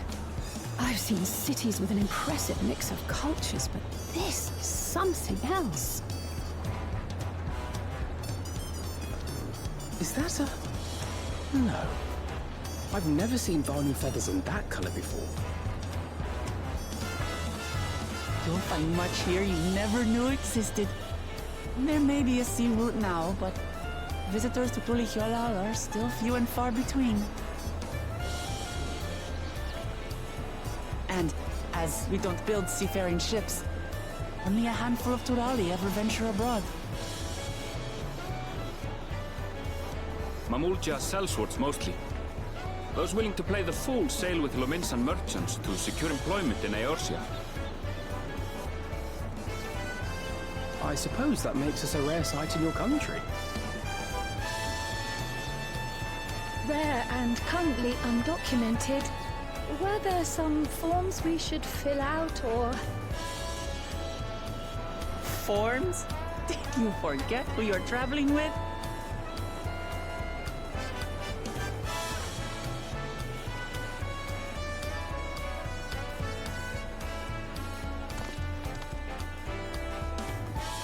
You are outsiders?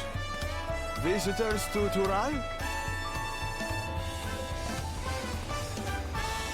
We are. Our nation is soon to hold a right of succession to choose its next Dawn servant. We will not abide interference from foreign agents seeking to foment trouble. What brings you to Tulihiola? I can answer that. These fine people are allies in my succession bid. Third promise. If you vouch for them, then all is well. Of course. Please, accept our apologies. No need to bow and scrape. That our soldiers are so diligent in their duties fills me with pride.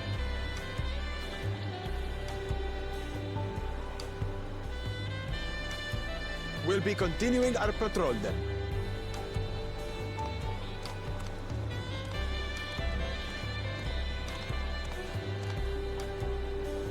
Well, well. You really are a figure of authority here. Are you suggesting I don't look the part? Anyway, first things first.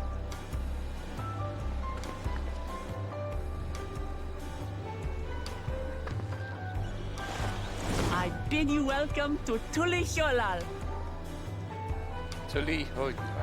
Tulihiola.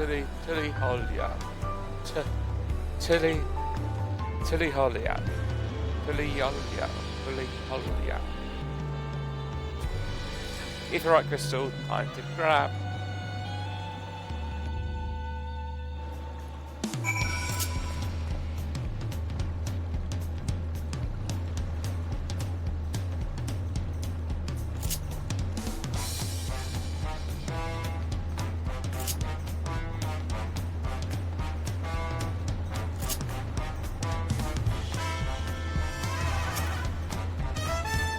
Well, despite the storm's efforts, to the contrary, here we are, safe and sound.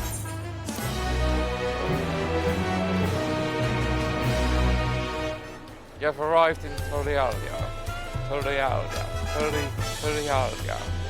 You can return to the city at any time by speaking with the swarthy sailor from Scholar's Harbour in Old Charlotte.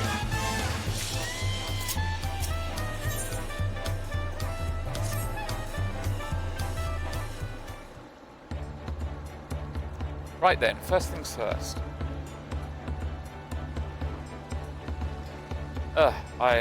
Still a bit queasy. No votes for me. I realise you've just arrived, but we should get familiar with the city before the rite of succession begins. No arguments here, I should very much like to explore. Then I'll guide you. Are you in any condition to do so?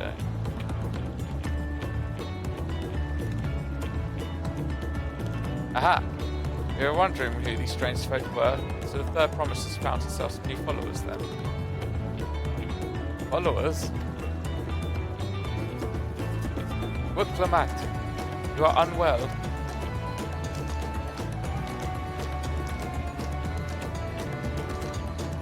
No, not at all. I couldn't be better. The third promise does not get seasick. No, sir. As for my handpicked entourage here, I've recruited them to help me win this right of succession. I was about to show them around the city, in fact. That sounds lovely. But a group of foreigners is going to attract attention, especially if they're in the company of the third promise. Everyone will be curious, we certainly were. Your siblings have a tendency to command a respectful distance, but you're just so easy to approach. And I enjoy it so much when you do. Please don't ever worry that you're going to bother me. That you're bothered me. You're very kind. Good day to you, third promise. He did have a point. Woklamat is technically royalty here. Like it or not, a person of her station surrounded by this many outsiders is bound to draw a crowd. Wait, what do you mean, technically? I suggest we move in through groups as to attract less attention. Just technically ignore me then.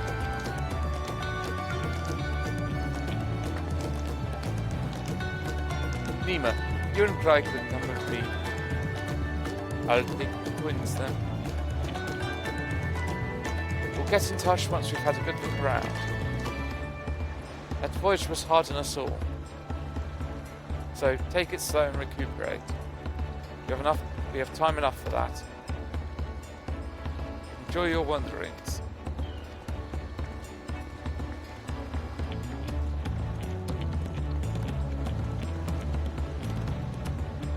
Perhaps we should wait a bit, at least until Woklamat's nausea subsides. No need for that. Look, I'm ready to go. Ugh.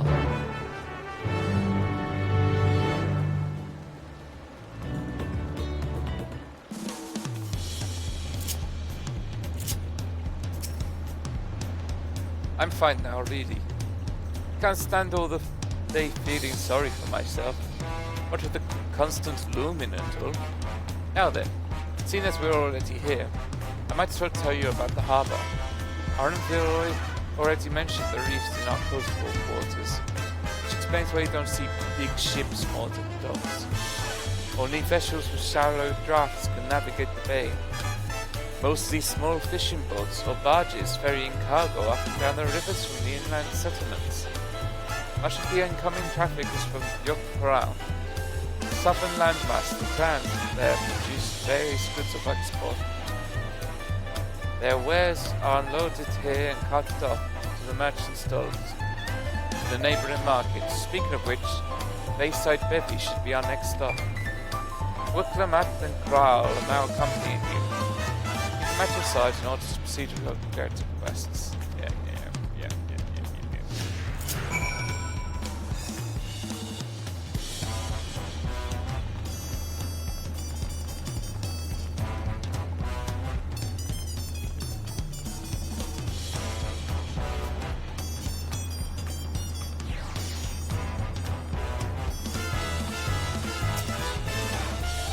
This is the Bayside Bevy, Tolial's largest marketplace.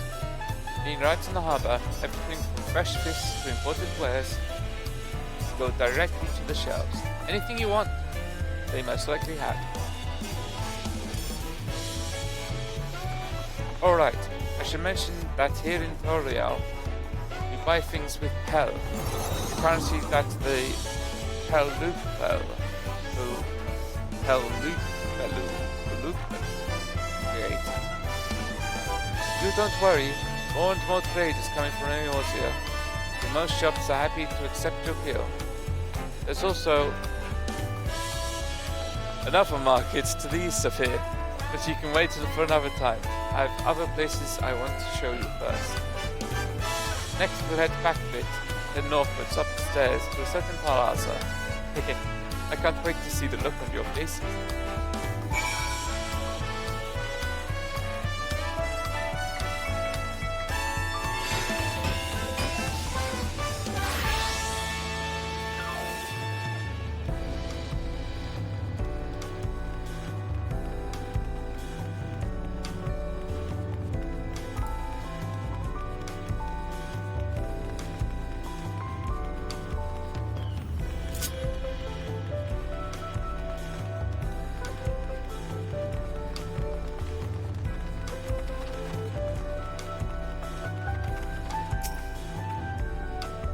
do you think of that, eh?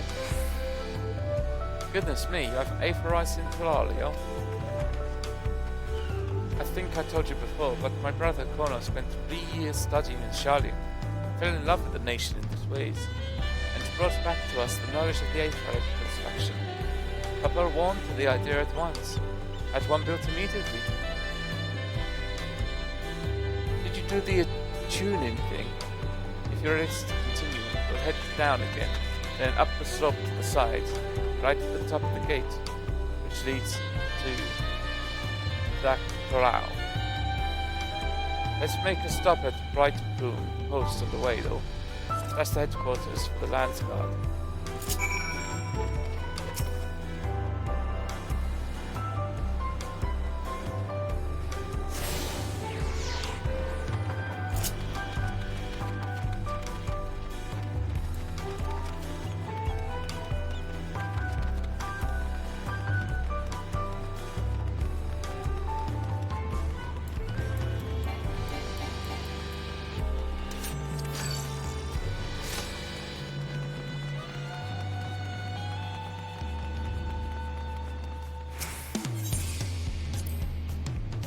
We have lots of narrow, winding streets that crawl up the side of the mountain. As you can see, though, the builders made sure the city's main thoroughfares were wide enough to accommodate wagons. Trudging up and down all these slopes and stairs is exhausting. Understand now what work Lamont gets that endless endurance.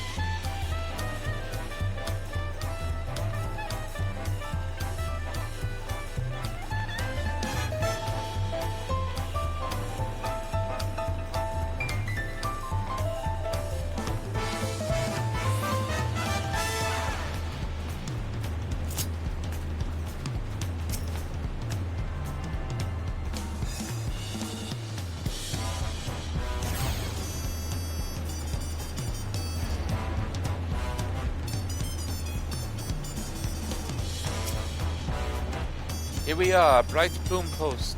Soldier stations here are responsible for defending Thralio, preserving the peace. The Lands Guard are led by our nation's strongest warrior, so naturally Pablo has commanded them since the beginning. At least until 3 years ago, when Zora Diao took over as commander. The title is no empty honor. It means the first promise is considered equal to the Dawn Servant in martial strength. Meanwhile, I haven't even managed to. We'll discuss my brothers and their accomplishments later. Now for Northern Alice, they should be around here too. Come on, it's time I showed you the Sky Gate. Try to the northern end of Colomar.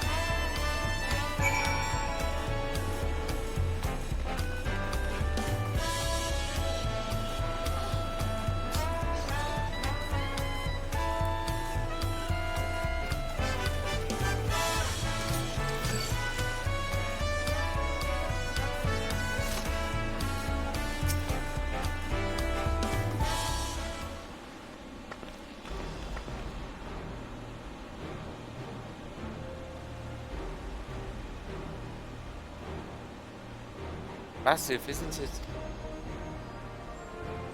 On the other side is an equally massive bridge to match.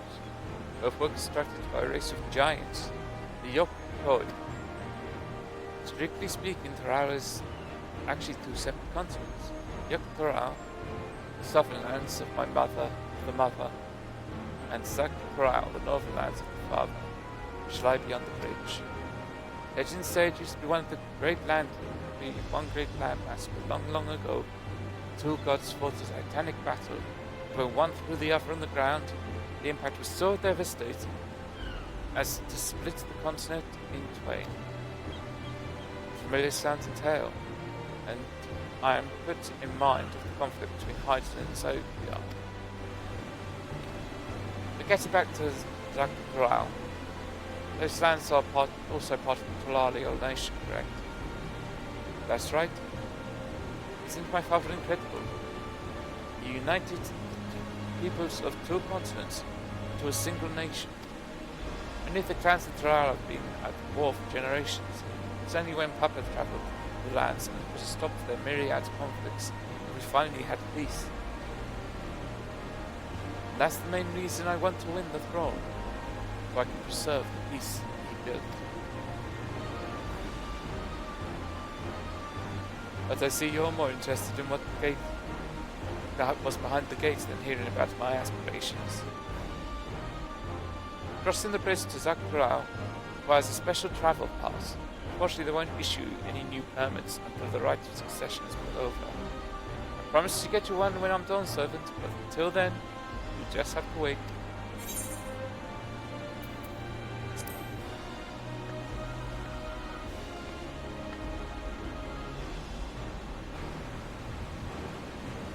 Be patient. I swear, once the throne is mine, travel permit is yours.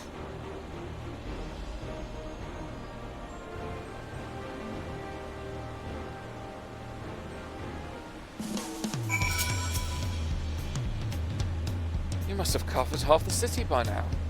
Tolario is unlike any other place I've visited. I'm thoroughly enjoying myself.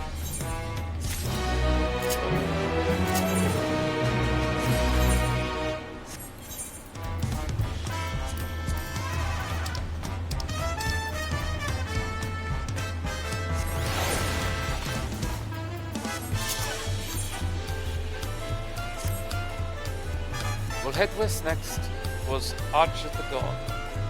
The dirigible landing is on the way. You have dirigibles too. Solario certainly doesn't want the methods of travel. We get by. Now, if you've seen enough of this area, let me know and we'll continue on. The Arch of the Dawn is at the upper side of the city, so to speak. So speak up if you see something that interests you as we walk.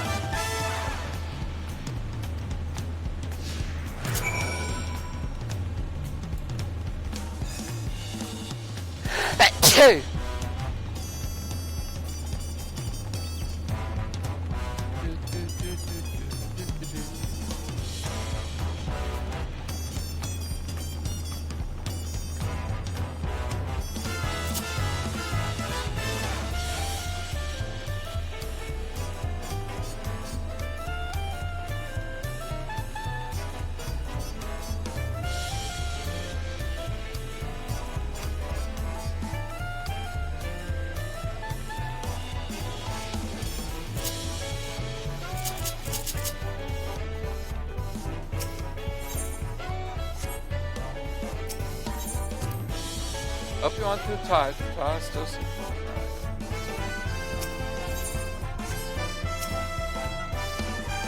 I'm struggling to conceive how one could construct an entire city on the side of a mountain. This was originally the site of Hill Temple. The giants built it when they were first making the bridge to Zakharau to appease the gods who Sandus in the great ocean trench. After Yaku withdrew, the temple stood empty for centuries. When Papyrus established his new nation, he saw the structure and could refurbish into a palace, sitting practically in the center of the world. He gathered artisans to do the work, and the houses they built themselves became the foundation of the city you see today. Speaking of houses, we'll be passing through the resplendent quarter, the biggest residential district of Thralium. We climb these set of stairs here all the way up.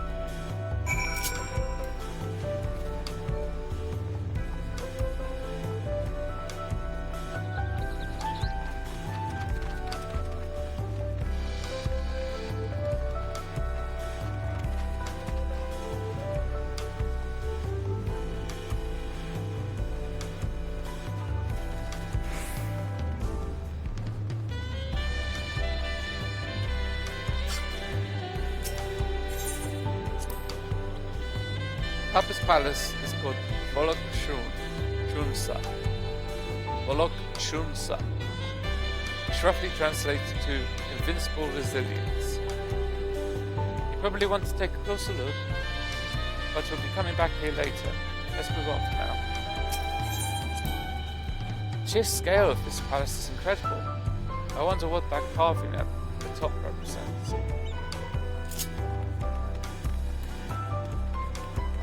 I want to explore.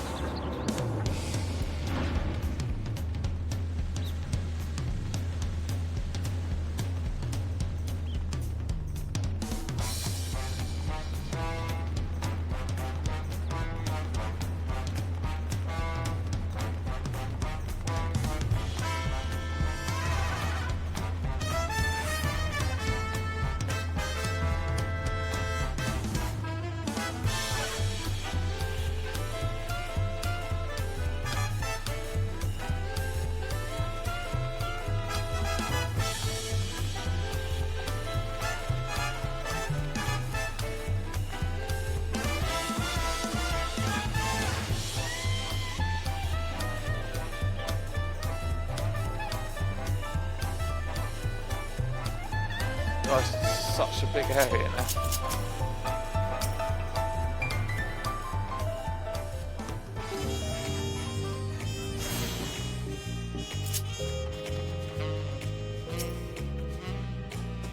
So this is Resplendent Quarter.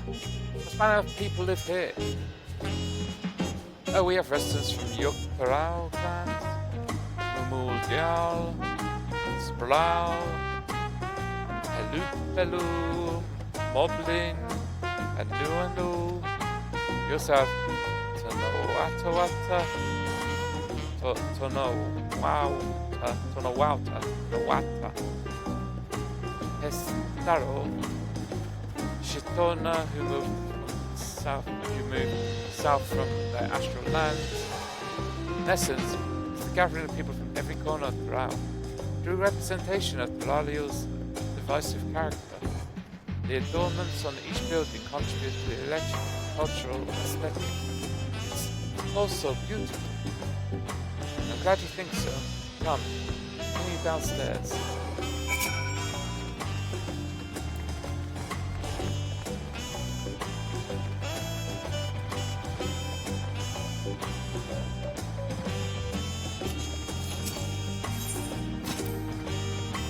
That big drum there is called the Dawn Herald.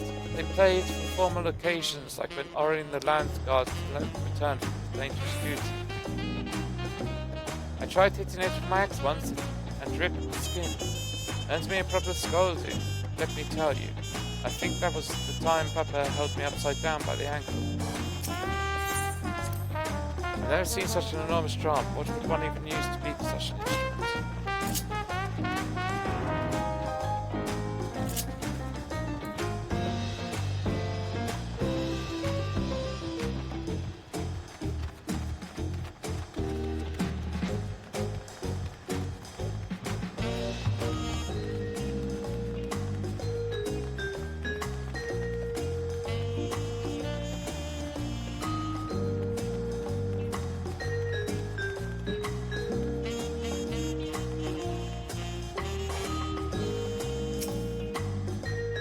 Here are dirigibles. Not bad, eh? I hear other nations use airships to sail the skies, but you only find balloons in Tulalia. We have them for the exact same reason as the Aetherites. Goanna brought back the plans from Sharlian. Papa thought them fantastic and commissioned their destruction. This was around 3 years ago. Since that time, we've added flights to other settlements. Trade with frontier communities has never been easier. That's enough about the dirigibles. The arch of the dawn awaits.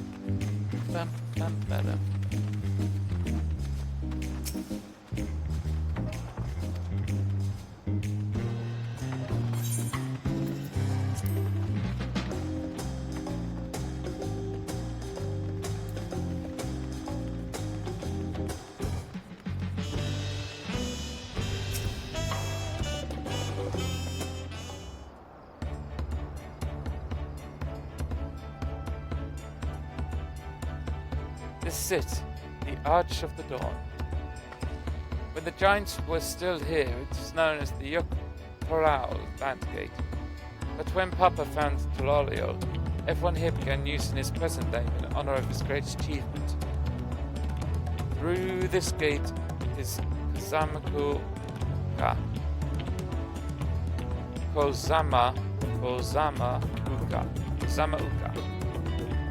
The wetlands south of the city.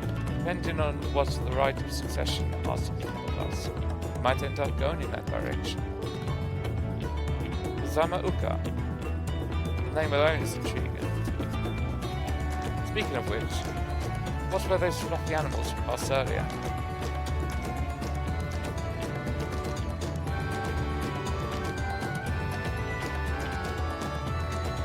Ah, those are alpacas. This four-legged things. They seem quite placid to me.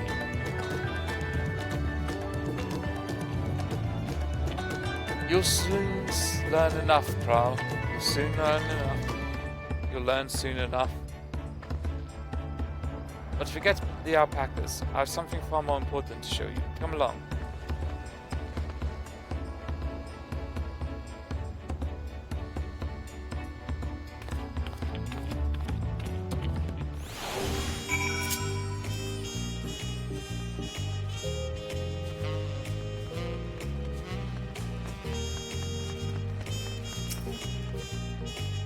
You wish to learn the history of Tulario? Look no further. These stone pillars, you mean?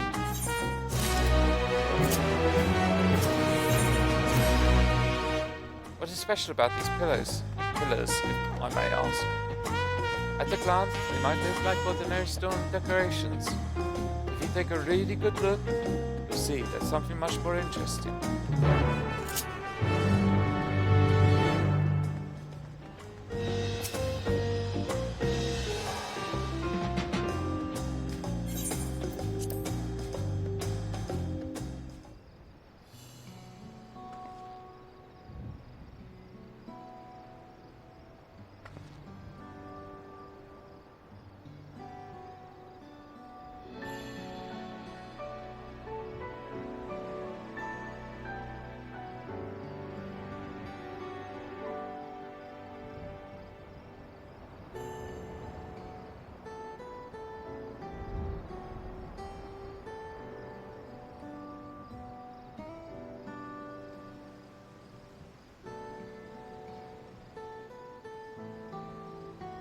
Pictures? Wait, no, these are glyphs. They seem to tell a series of stories, many of them featuring a two-headed Mamulja. Oh, and this must be... That's right, as well as the exploits of my father, Lulau Jad. Lulau, Lul, Yaya. Lulau. And his journey to unite our lands. Call it the Tulario Saga.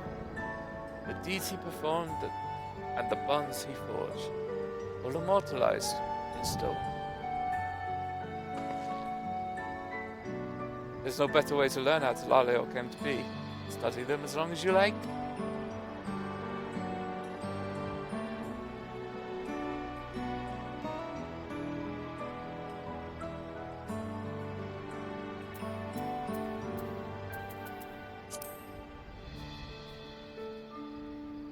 This pillar tells the lay of the Brotherhood, depicts the scene where Papa granted the audience to the foreign explorer, Ket something, I can never remember the name. You mean Ketenram? Ah, that's the one, Ketenram's arrival in Thorau is what prompted Papa to embark on his own journey. It said the two grew to be close friends, brothers in spirit, if not in blood. But no one knows what became of the explorer in later years. Captain Ram's disappearance is a mystery in Aeosia as well. The records say he travelled between our lands and yours for a while, but then it's assumed he was lost at sea.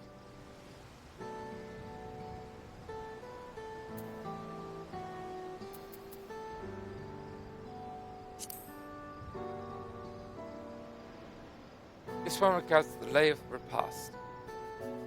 As you can probably tell, the figure depicted here is one of the Zerbral. Like me. For decades, the Zerbral and Mamurja were at war for control of the forest of Yaktel. The actions Papa took to end the conflict have since been hailed as the first steps in the founding of Thralion. There is a clan of Hothra and Beazer known as Helions. In their society, the women ruled as queens, and the men served as devoted subjects. Yet here in Thrall, brown men and women appear to be one of the equal status. How dramatically culture can vary with location.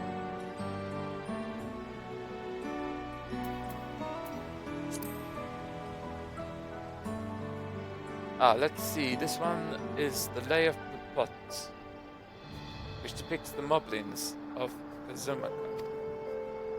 They might wear odd masks and sound weirdly muffled when they talk. The gold and silver work they sell is the best you'll find anywhere. Moblin goods are the standard when it comes to gift giving.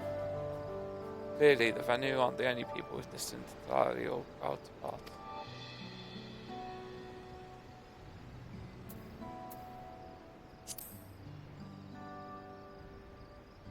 Here we have the Lay of the Reeds. This is the story of when Papa visited the Hanahu, their village, Kosamakku. The people Alphanode almost mistook for Vanu Vanu. If not for the colourful plumage, he spent a fair bit of time among the Vanu, the Sea of Clouds, so it's no surprise he took an interest in your countrymen. I don't know how it is with your Vanu, but our Hanu are a bright and cheerful sort. They hold this one festival every year, very famous and a lot of fun. If you're done with the first half, you can move on to the second.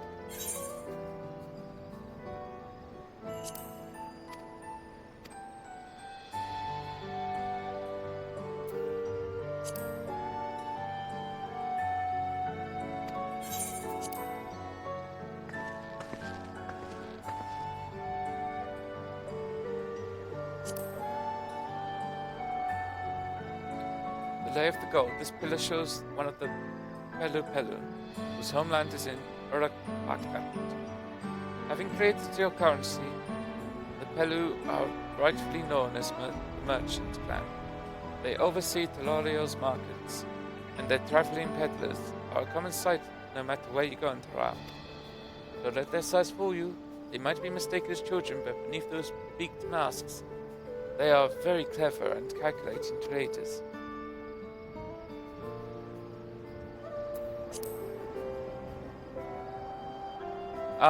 This one is my favorite, the Lay of Ice.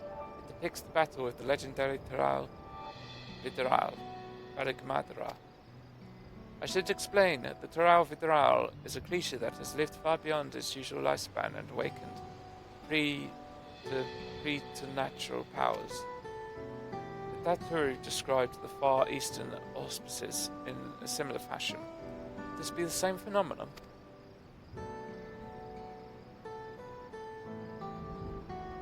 Varigmadra itself was dubbed the Skyrion, the name earned for the destruction and terror it visited upon Terral every time it stirred from its slumber. But 80 years ago, or so ago, its ruinous reign was put to an end. After a great struggle, Papa and his comrades managed to overcome the regime of Terral and sealed it away in the Orkwapatu Mountains. Despite its reputation, however, Gramanda is also a symbol of power. That's why you see its likeness on Telariel's national emblem and adjoining the banners at the palace.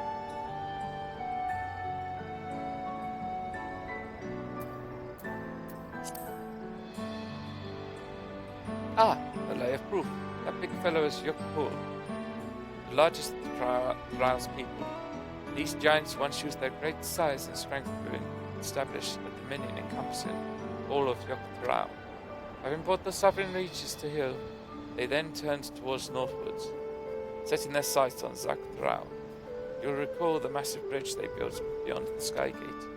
Sometime after launching their northern campaign, however, they just gave up. They abandoned the lands they conquered and withdrew into the mountains of Europe. I've never seen any of their kind so much as set foot in the city. This was the people with the power and the resourcefulness to raise a temple on a mountaintop, build a bridge across the sea with stone. What would move them to renounce their ambitions and take place in Thrali history?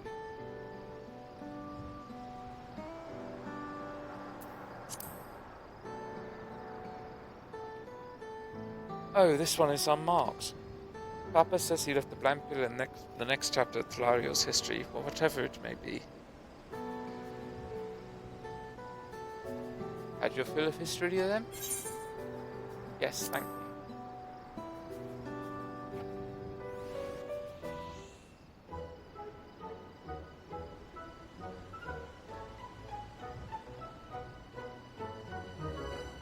Glad to hear it. You know, I feel awfully hungry all of a sudden. No surprises there, seeing I couldn't keep anything down for a while. But now I think I'm ready to eat again. So let's go and have ourselves a bite of local delicacy.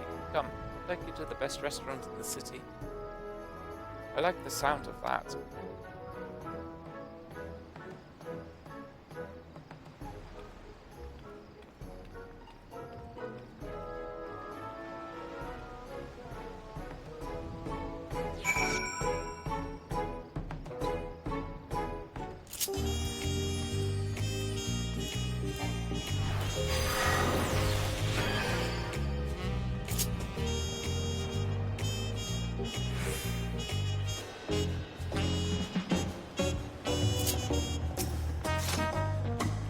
Have you ever had tacos? They're Tolario classic. You make a bunch of shell made from the corn flour and fill it with meat and salad. A lot of shops and stores sell them, but I like how they're made here in paste. And I need one right in front of me, right now. Let's head downstairs and place an order. You.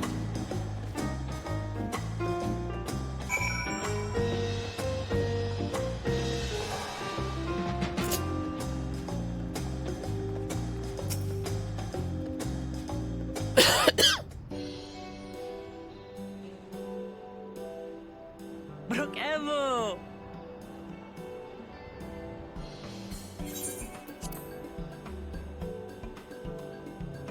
My companions must sample your heavenly tacos. One for each of us, please. Right away, promise. And I'll pack them tight with my choicest feelings. Only the best for you and your friends.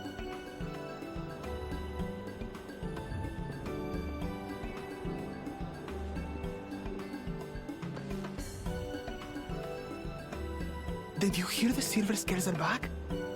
Seems their overseas foray ended in disaster. More than half their warband is missing, including their leader. Aye. And now keen to rebuild their broken reputations, the survivors seek the Golden City. A fool's errand. How many hopefuls have disappeared in search of that fable? They should count their lucky stars they came home alive at all.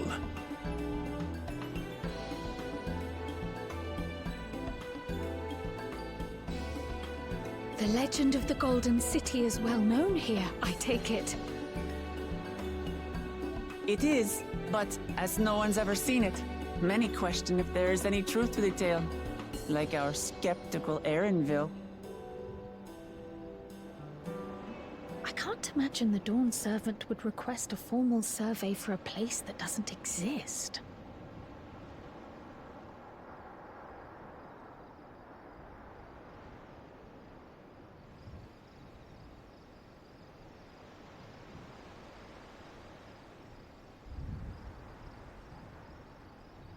Now to find a spot with a pleasant view to enjoy our crunchy spoils.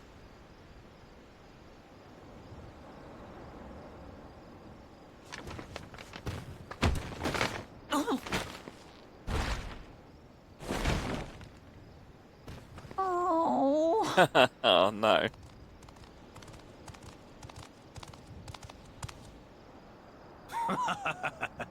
If it isn't the third promise. Oh, no.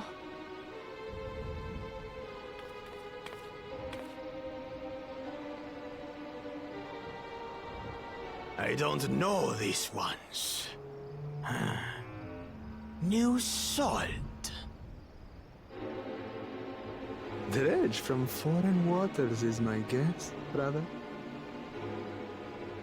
Of course, that's it. Wuklamat is so afraid of the coming contest that she went crying for special help.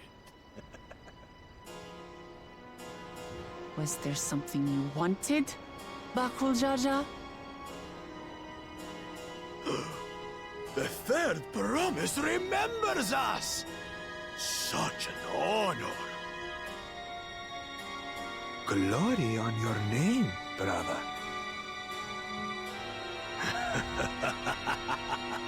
And on yours, brother.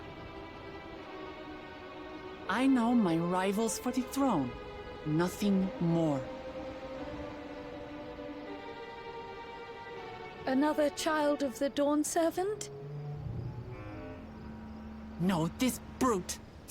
We have no ties to their farce of a family.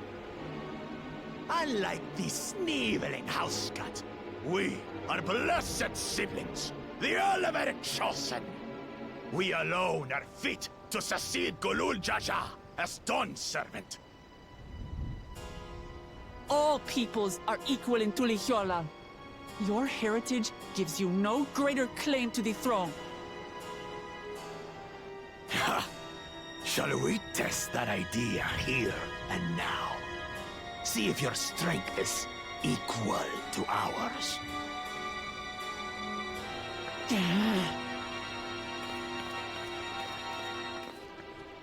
None of this has any bearing on the right of succession, correct? Best not waste your energies on pointless scuffles.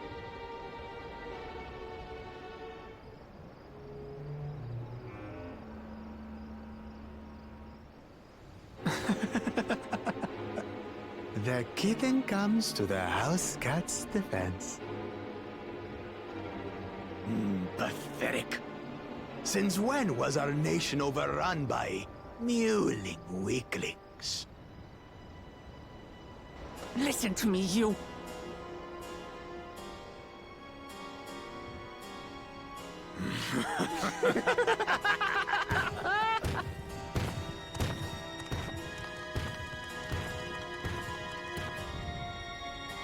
A two-headed Mamoja. I knew of them, but that's the first I've seen in the flesh. Some get it into their twin heads that they're destined to follow in my father's footsteps. So they travel to distant lands to hone their battlecraft. Those are likely the ones you've heard about. Are there other two-headed claimants? No, just Bakul Jaja. Even in Tural, his kind are far from common. The Mamulja people largely belong to one of three clans. The Hubigo, the Bunewa, and the Dopro. Every once in a great while, a two-headed offspring is born from a union between the brown-scaled Hubigo and the blue-scaled Bunewa. The child grows to possess immense strength, both physical and magical. Blessed siblings indeed.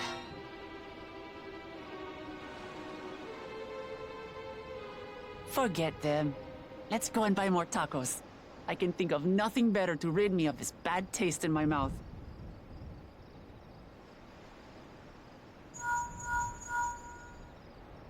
Enjoying your tour of the city, I trust. We've seen our share of notable sights and took a moment to rest. As such, we're ready to present ourselves at the palace for the rite of succession. Shall we meet you there? The palace it is. I'll let Wuklamat know. Destiny calls. Perhaps we can return for more tacos later? So it goes.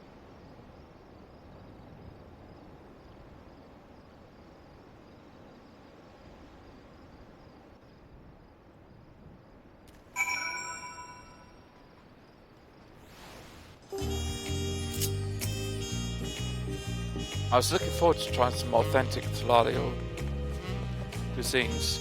We should hurry and join Alphanode and the others at the palace. Alright, it's a bit of a climb to the top, but you can head up from the Resplendent Quarter, or even the eastern side of the Tarmac if you prefer. Now that you have an idea of the city's layout, I'll let you find your own way to Bullock-Shunsa. Ah, my poor empty belly.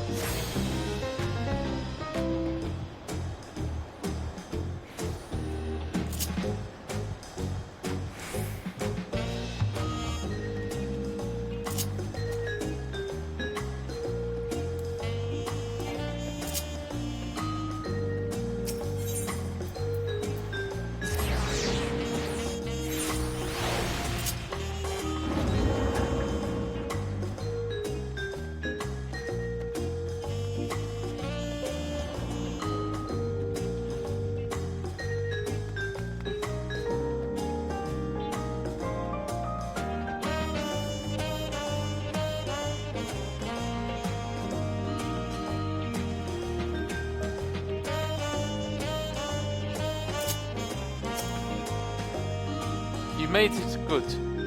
Then we're all here. I'm still hungry enough to eat the whole roasted colibri. But the contest won't wait for us forever.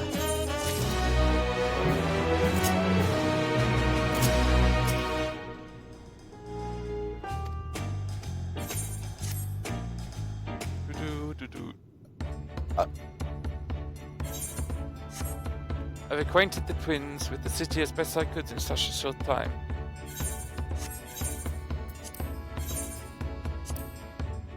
Their unbridled enthusiasm made it rather difficult. Invariably, something would catch their eye, spurning them to run down the alley to investigate. It was like herding a pair of unruly curs.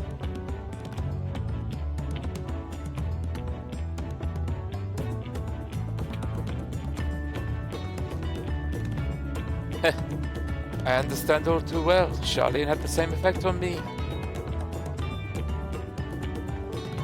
Right, then. Now it's time we saw inside the palace. Papa will want to know I'm home. Meet the allies I've chosen.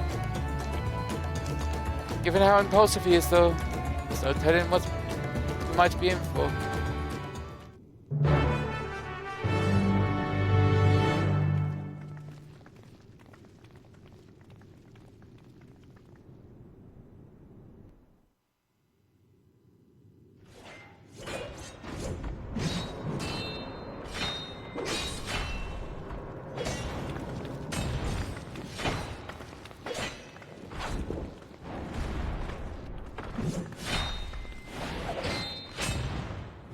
Sitting in.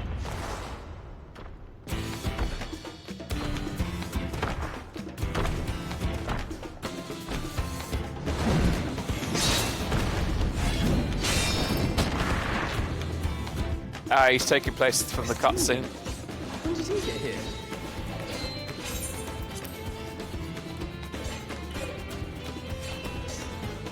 What's the point? Why is he here? Oh, you know this man? Whenever my father spots a promising opponent, he invites them to Sunperch to duel. Pressing duties or no, he can't resist a good fight. So the one Estinian's crossing blades with.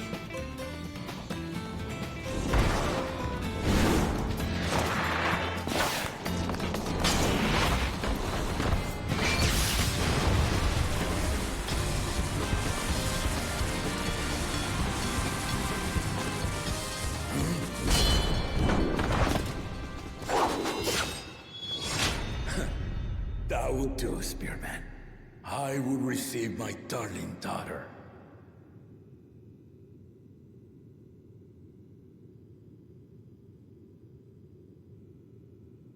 Know that you are the strongest I fought in many a moon, if not longer.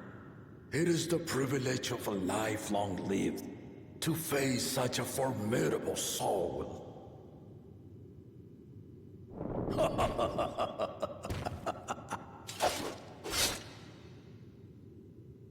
If it's formidable you want, then look no further than that woman there.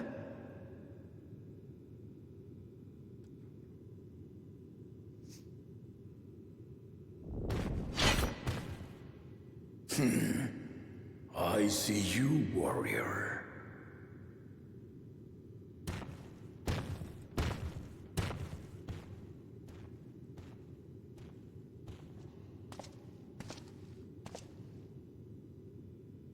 We had no idea you meant to visit Tural. I've seen what lies east. This time I chose west. And thus did our itinerant dragoon make his travel plans. You witnessed our bout. If you thought he was fearsome, that was with one head dozing. I'm not sure I understand.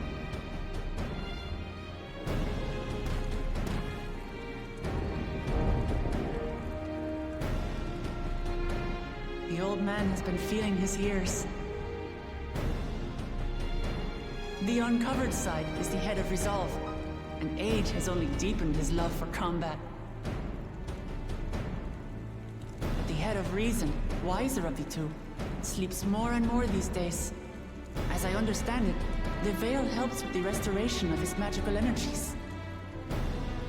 Enough about me, Lamati. I want to hear of your adventures.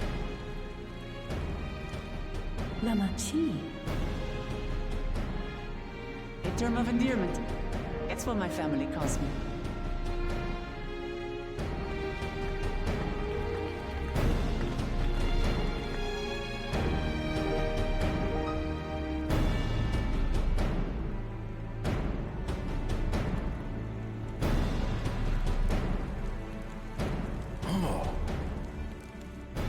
When last did we see you in the palace? Greetings, Solanesh. It's Erenville now, Dawn Servant.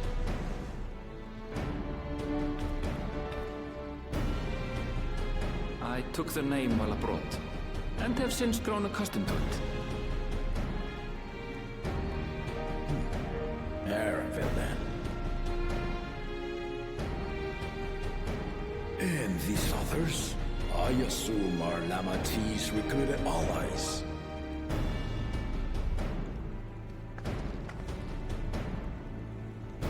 Ha! All-tempered steel. Yet as much as I enjoy testing their metal, the hour of the right is at hand. I will summon the other claimants at once. Then I shall leave you to it. Good fortune, my friends.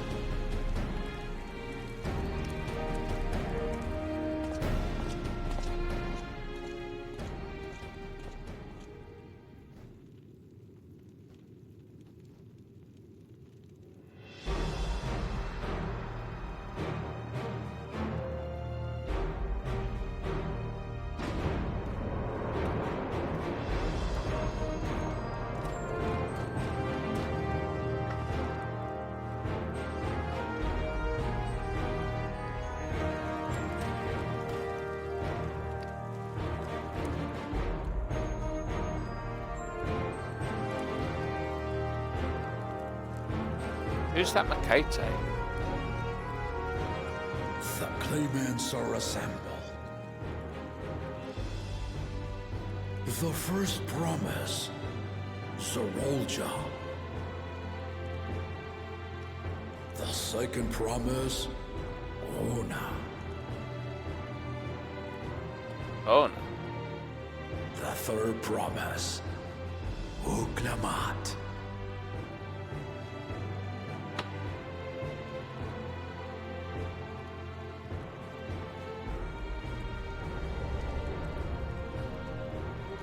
And lastly, the chosen of Mamuk, Bakun Jaja.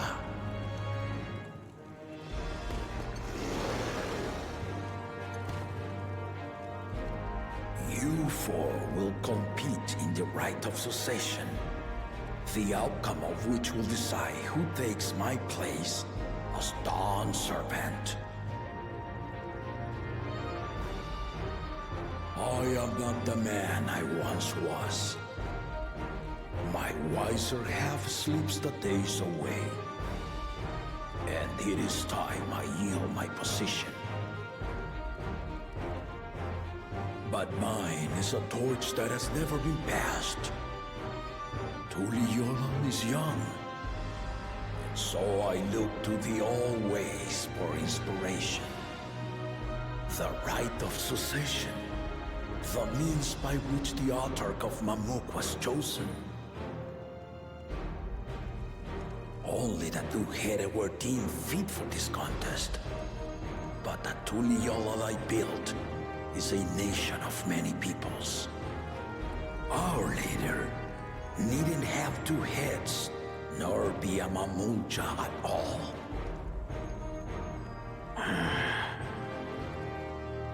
So I gave the right of claimant, not only to the son I sired, but to my adopted children as well.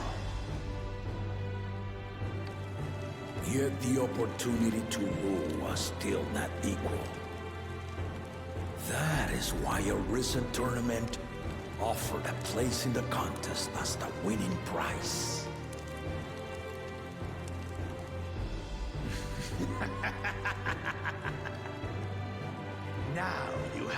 us to compete against.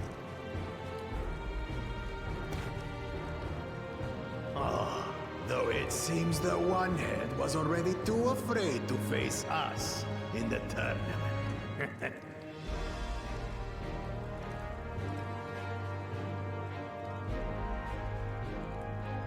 Our brother was in Shock Tural leading the Landsguard on a campaign to eradicate a Tural Vidral. Anyone with sense would know he was too busy for games.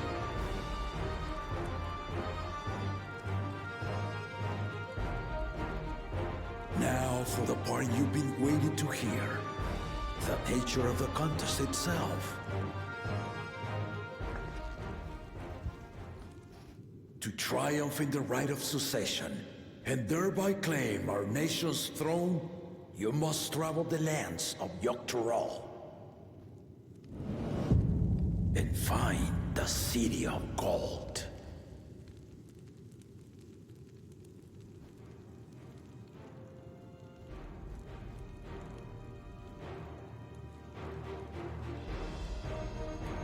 If I may, Father. Speak, Gona. The Golden City is an ancient Turali legend, but after so many failed attempts to find it, the story has become more fairy tale than fact. If you would charge us with such a quest, are we then to assume you have proof of the city's existence? Are you for us proof my unbroken word? For I have seen it with my own four eyes.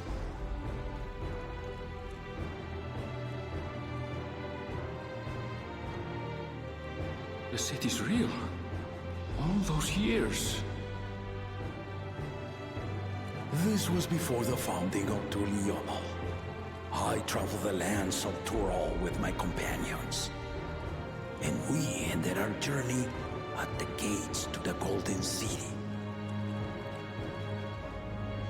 I mean to have you do the same. But in order to achieve victory proper, you need to break the seal I put in place.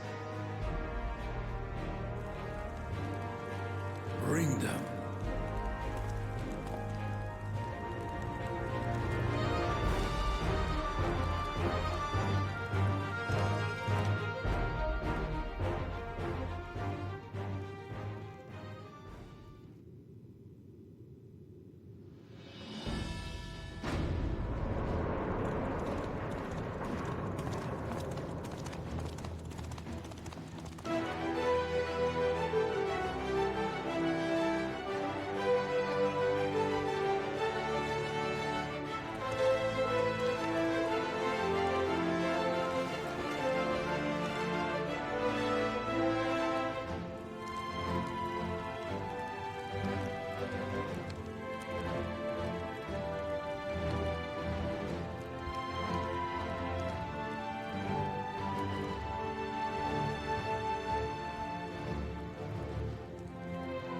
The Tuliyola saga.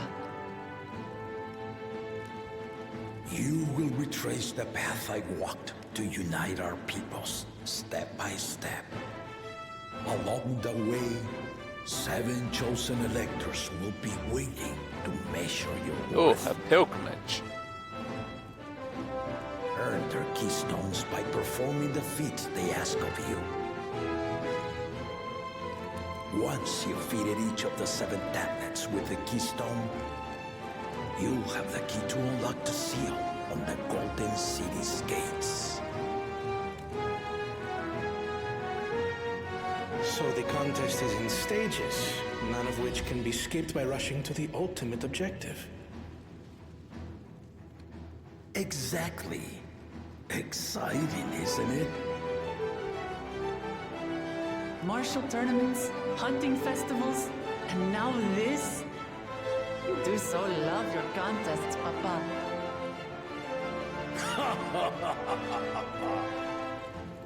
Were I a few years younger, I would have joined in myself, giving you a proper challenge.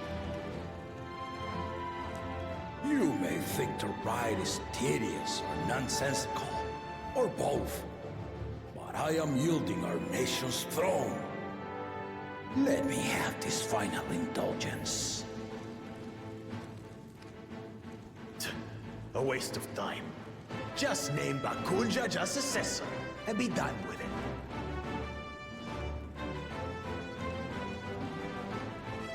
The rite of cessation begins now.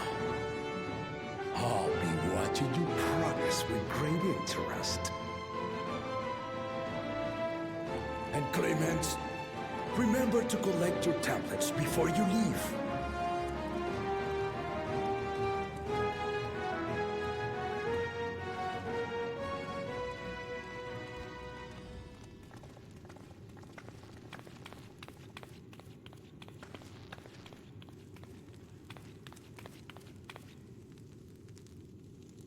You are one of Lamachi's allies. Speak freely. I am Kryl Baldessian, representative of the students of Baldessian. My name is perhaps familiar to you? Ah.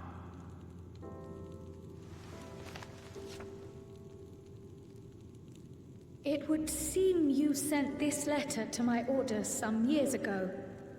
The ink has since faded and much of the writing is illegible.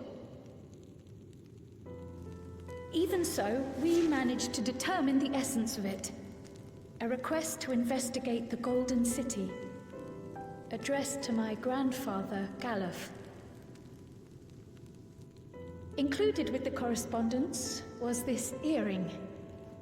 A fairy tale and a piece of jewelry were enough to convince my grandfather to sail halfway across the world. So there is surely some greater mystery at work here. On behalf of the students, I've come to seek clarification on the matter. Have you any knowledge you might share with me?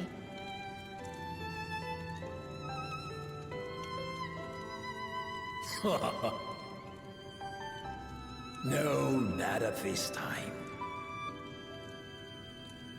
I have tasked the claimants with finding the Golden City.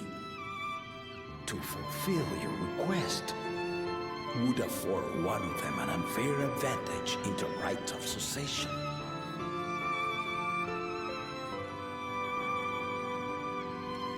But once the contest is decided, I plan to entrust the entire truth to my successor. If you want to hear it, then you had best help Lamachi win. Very well, Dawn Servant. On my honor as a student of Baldessian, I will find your Golden City. Thank you for hearing my petition.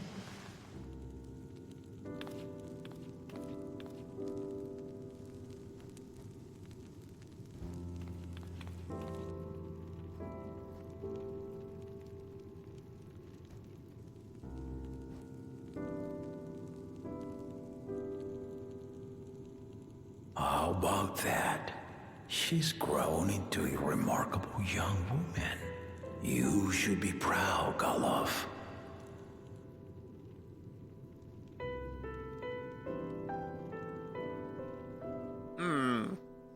Mysteries upon mysteries.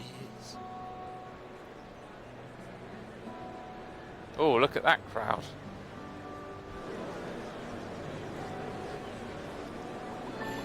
Graphics update, more people. Too late to change your mind now, I suppose. But are you sure you wish to be part of this?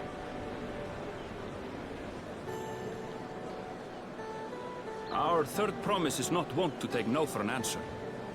Though you may have agreed to help, I worry that you were swept up in her relentless enthusiasm. Or perhaps you've been lured by the glory of the Golden City. Either way, this contest for the throne will place you and yours at the heart of political turmoil. If you are second-guessing your decision, tell me now. This may be my last chance to help you withdraw.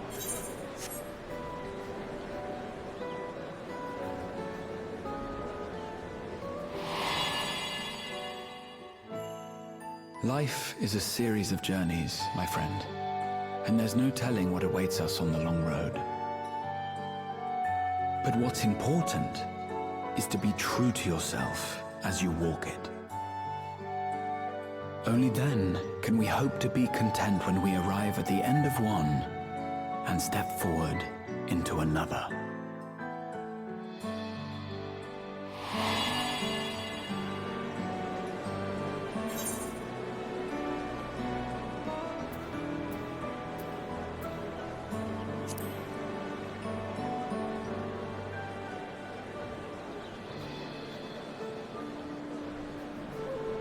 So you are committed to your path? I will speak no more of it then. As for my own involvement, I can no longer conduct myself as a mere guide, I think. Not after the Dawn Servant's revelation.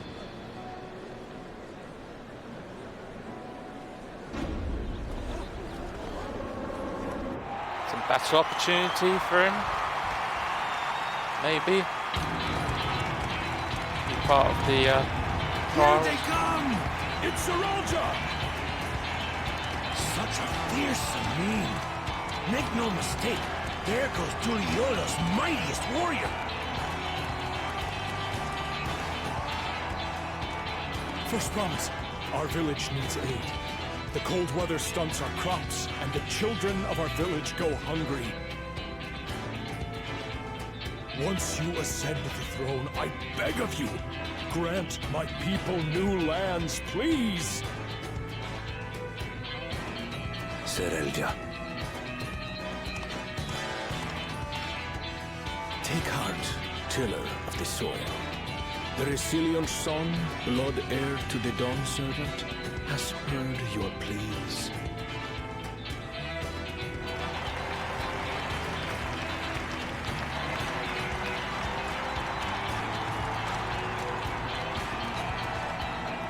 Saralja, the first promise and commander of the landscape. Saralja, the palaceer. As he was so careful to remind the crowd, Saralja is indeed the natural child of Gurul Jata. And Resilient Son, is that another title, like the first promise? After a fashion, common knowledge has it that two-headed Mamulja cannot sire children. Yet Saralja was born all the same, with the head of Resolve's features and the head of Reason's scales. An extraordinary example of life's unyielding resilience. And a warrior's reticence. He says little, but the way he moves... I know a hardened soldier when I see one. He's a natural swordsman, a gift he inherited from his father. Some even say that the son has already surpassed the sire. Should he come to power, the first promise means to employ that martial prowess in the conquest of foreign lands. For this, he and his supporters have been labeled expansionists. This puts him in direct opposition to Wuklamat, who advocates for the preservation of peace. You may recall that she spoke of a claimant who cannot be allowed to rule. That is Saralja, the warmonger.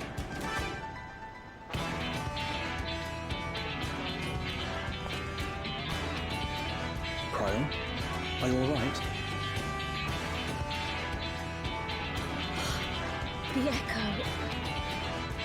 It gave me a glimpse into Saralja's ambitions. All stakes. Deep and unknowable, like an abyss. Yet at the same time, not just a happy roaring, treasure hunt. unquenchable fire. It was a trifle terrifying, to be frank. Those are our stakes then. Do not want a conqueror to win the fray.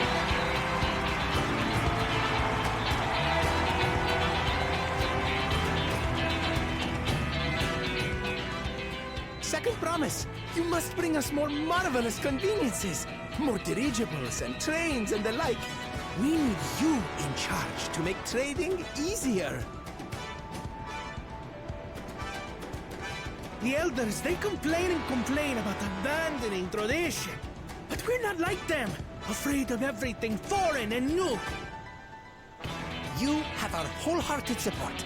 With your ingenuity and knowledge, you're sure to win the contest. Forgive me, but the right of succession has barely begun. I will hear your petitions if and when I am named Dawn Servant. If you will excuse me.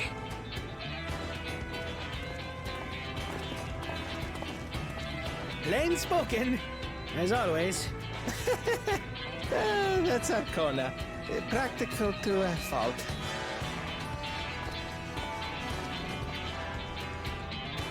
Here we have Kona, the second promise, who spent time as a pupil at Charlian's own studio. Now that you mention it, I think I did see him in the halls once or twice. There was nothing to suggest he was Turali, much less from a royal family. That was by design. He forwent his usual garb and took an Eorzean name to avoid attention. So it was Kona who introduced the dirigibles. And the railway too, given what we just heard. In furtherance of his goal, to enrich Tuliolal with every bright notion he learned of in Sharlia. He is the hope of those who prize innovation. As aloof as he may seem, Kona and Wuklamat actually get along rather well. Ah, good. They bicker and banter as only close siblings do.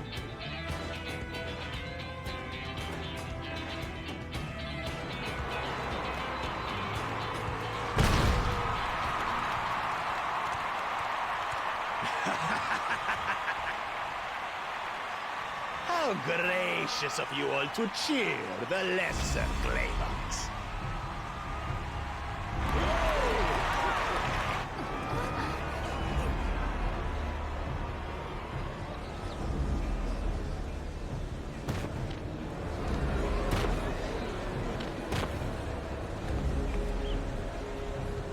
Oh, come now. What are you afraid of? I'm no different from your Dawn servant. That my kind should reign is Mamulja tradition, and has been so since before there was a Tuliola.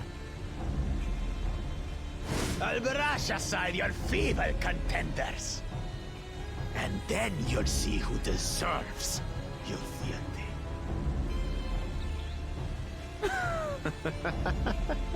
Well said, brother.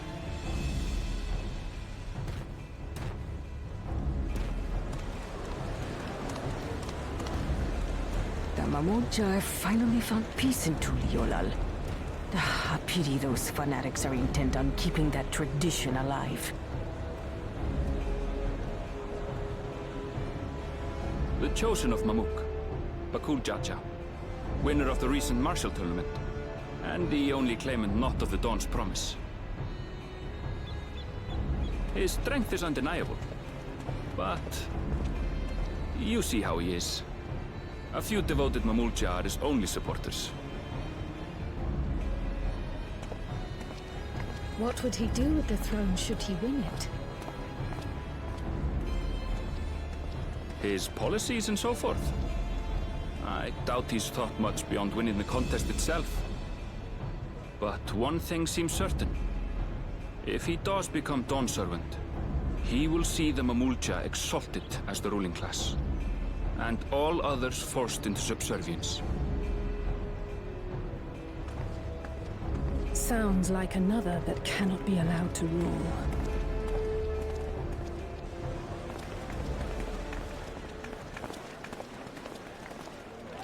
So, too good and too bad.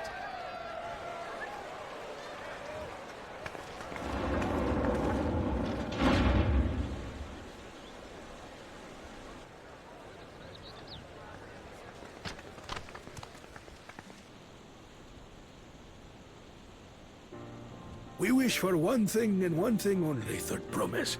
To abide together in harmony with our neighbors whom we love in this land we share. It is our way, the Turoli way. Galul Jaja built for us this peaceful nation, and we beg you to preserve it. You have my word. I won't let your pleas go unanswered.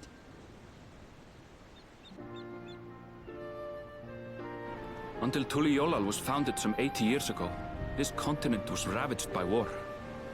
The eldest among us remember that dark era, and they are Wuklamat's most ardent supporters.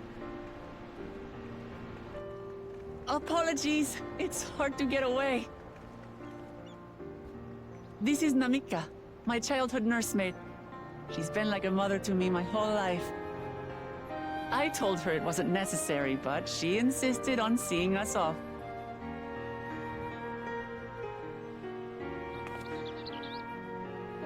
I place our precious third promise into your care. Did you know Wuklamat was taking part in the rite of succession? Of the Dawn's promise? I thought it was only Zoralja and Kona. If she has any accomplishments to her name, I've yet to hear them. Compared to the two Mamulja, she pales in martial prowess. And then there's Kona, who's far and away the most educated of the bunch. I hate to say it, but it's hardly a competition. It's fine. More than anyone, I understand how much better my brothers are than me. Better? Wuklamat. I have never thought of you as the lesser sibling.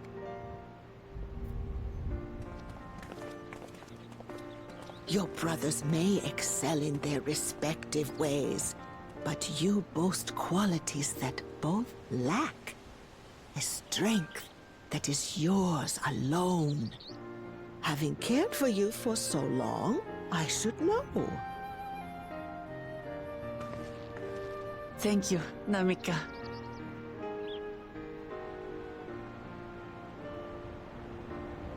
Well, we ought to be on our way. Yes, hurry along. I await word of your victory with bated breath.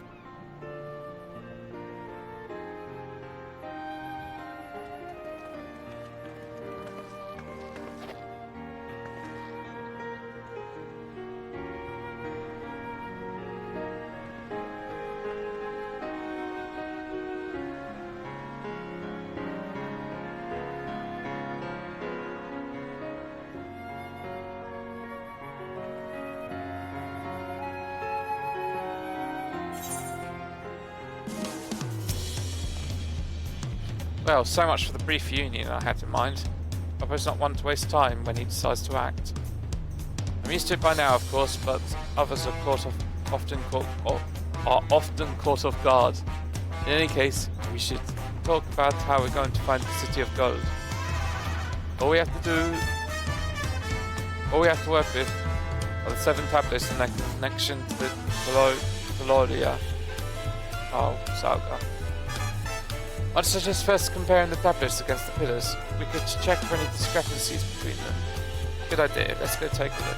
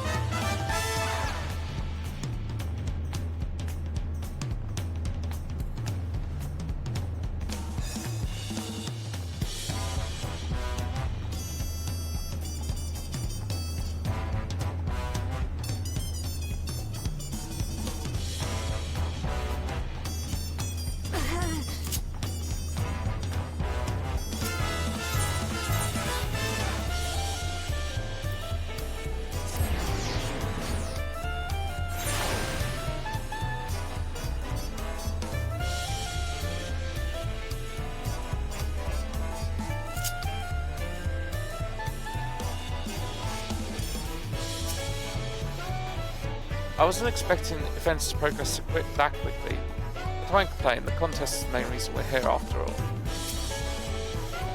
I won't give up until we find the Golden City, Wuklamat as well as myself. At a glance, they seem much the same. Look them at the tablets, if you would. Of course.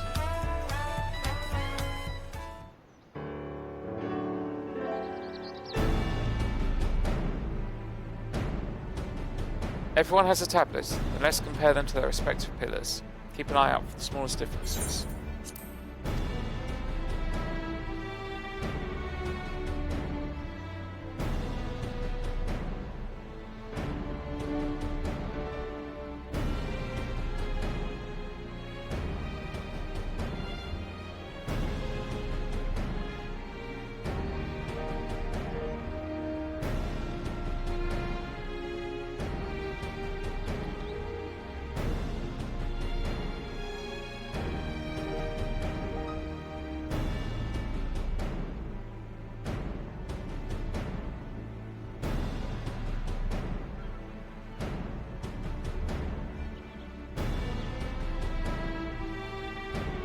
Unless I'm missing something, the glyphs appear to be identical. The only difference being that the tablets have hollows, where the keystones are to be fitted. So what now? We've established that the scenes are the same. Where do we go from here? The Dawn Servant said we were to retrace the path we walked in uniting Tural's people, and that we would encounter 7 electors along the way.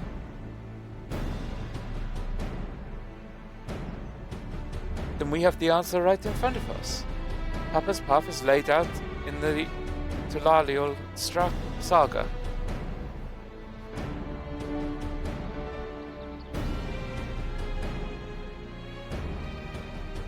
The events of the glyphs portray. Do we know the exact locations where they took place? If one is close, we could go there and search for an elector. I want to confirm we're on the right track.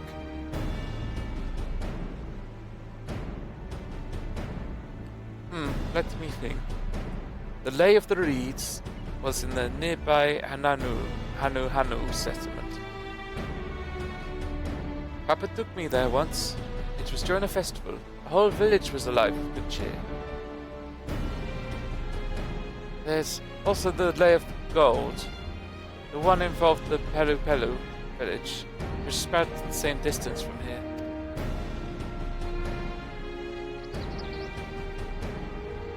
Before we're going anywhere, we should ask around about the road ahead. I heard a lot of talk as we toured the city around that storm we passed through. At sea, apparently it ravaged Yoktorao several days ago. Since our roads are not as well paved as Eosia's, they're more susceptible to damage from natural disasters. If you want to avoid wasting time, you should take a dead-end trail. I suggest we spend a few moments making inquiries.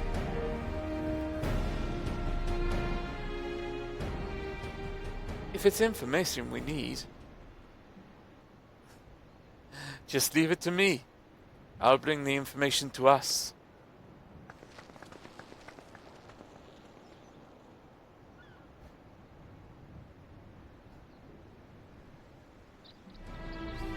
It would be prudent of me to ensure we're prepared for the journey. I'll guide you to the accommodations we have arranged.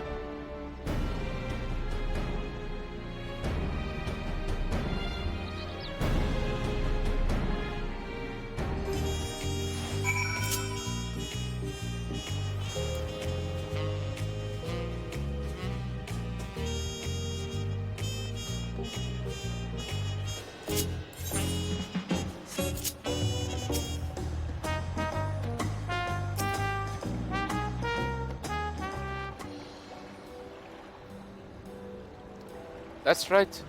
The reservation is under Wuklamat's name. Don't mind, I'll leave my companions to you. Certainly, sir. I'll go track down the third promise.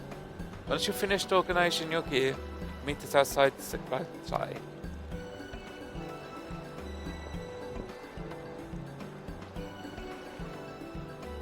Greetings, visitors to Lalio. Welcome to the fort for Ard Captains. Whenever you are ready, I will show you to your rooms.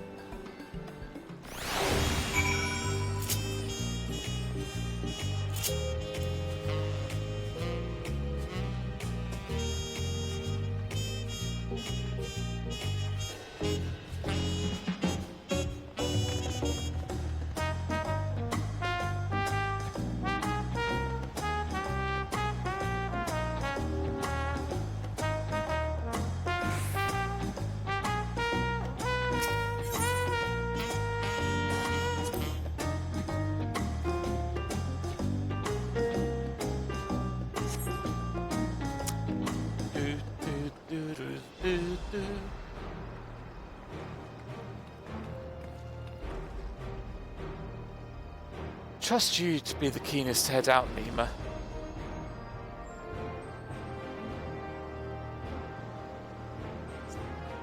But where are Erenville and Wooklam at, I wonder?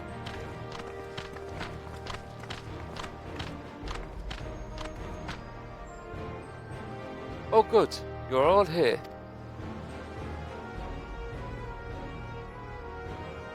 Who might your companions be? Seeing as we need the information, I thought it would better to get it from than the locals. These two hail from the villages we're thinking to visit.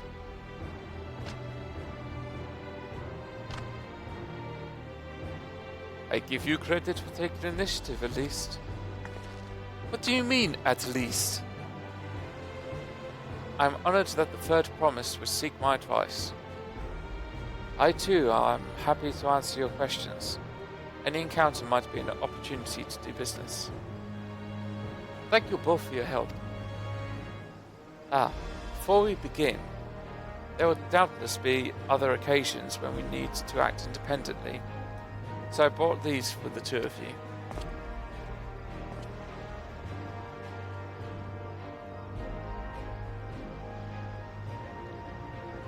What's this? It is called a link pearl, a gemstone harvested from a special shell. When linked together, they allow people to communicate across great distances. Is that so? What a handy thing to have.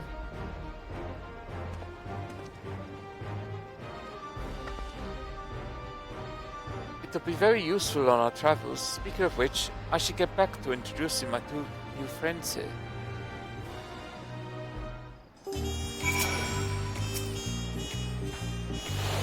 The Tlalio saga features a number of Thrall's clans.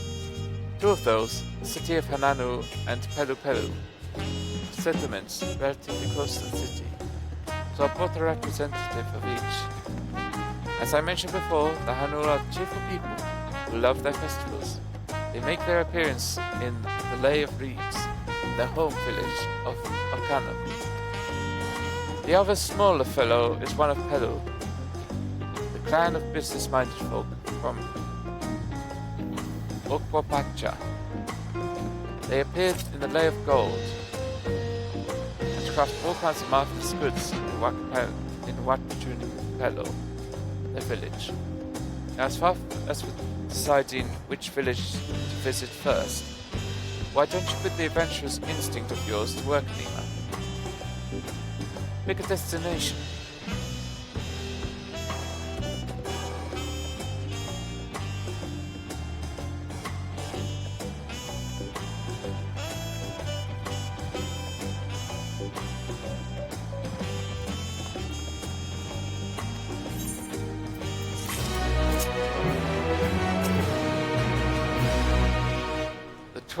The quest to Kozum Uga will become very much of a big quest.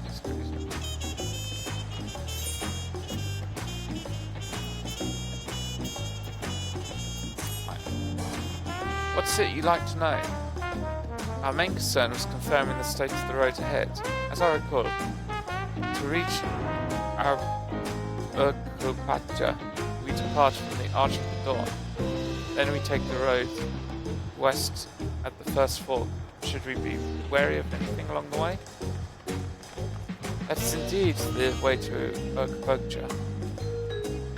After the damage brought by the recent downpour, however, you'll be doing more stumbling than walking. Do take heart. When it comes to the rugged terrain, we have the most dependable solution available. Come with me. We'll be back to talk to you in good time, friend Hanu. Meanwhile, you can eat and drink your fill at Spalyav Pie. It's all been arranged.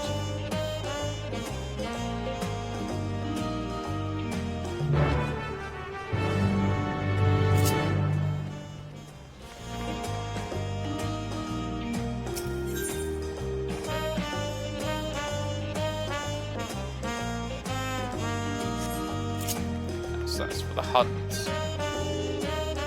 We'll do those later once we've got past the main quest. Main quest first, then hunt.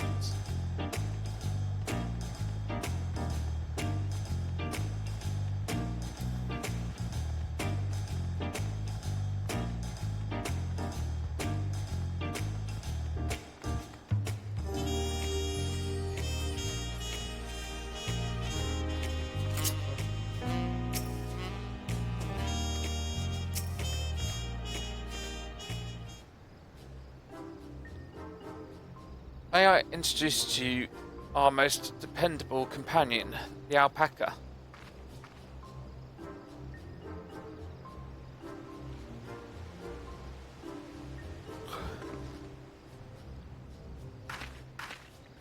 These animals can traverse Urkbugja's steep mountain trails as if they were gentle fields, and all while carrying heavy loads. Our merchants would be lost without them. So they feel much the same niche as our chocobos back home. We don't have alpacas in Eorzea. Alpacas are native to Yogg-Thorol. Eorzea has its chocobos, and the eastern lands have their horses. Why go to the trouble of breeding another pack beast in a place which ill suits its qualities, and where it is not needed anyway? But we must ride these little monsters? I get the impression you aren't fond of alpacas.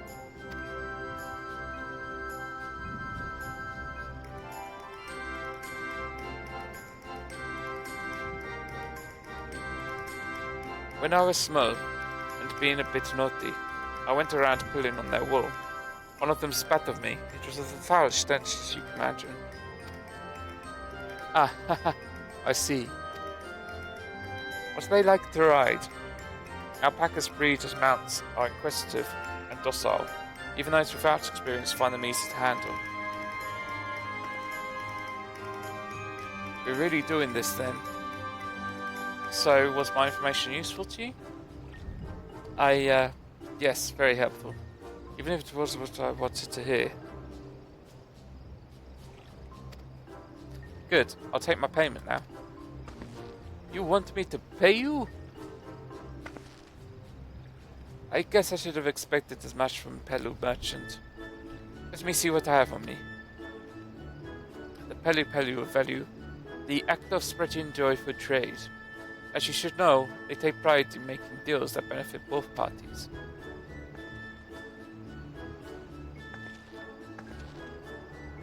Here you go, a fair price for your advice. Yes, I made a trade with the third promise herself. My friends will never believe this. I shall be on my way now. I wish you safe travels.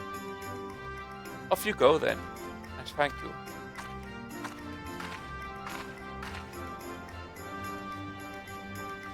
I better not get spit on again.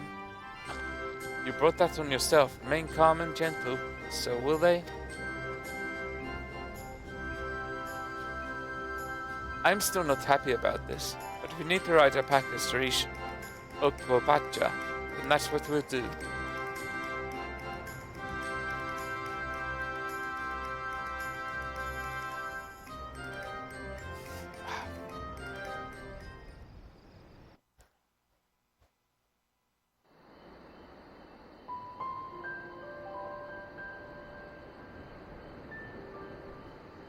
Turali poets of yore sang of a mountain that would stand tall, even should all other lands sink beneath the sea. Indomitable and eternal, it arises from Urkopacha, the 100 peaks of time. Of all the beasts which crawl and fly, only the legendary Valigarmanda could hope to disturb the summit's serene majesty.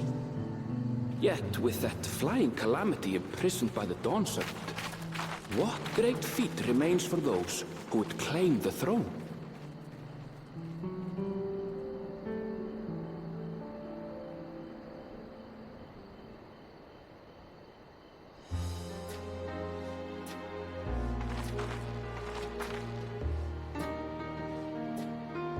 So this is Urkopacha. I've never actually been here before.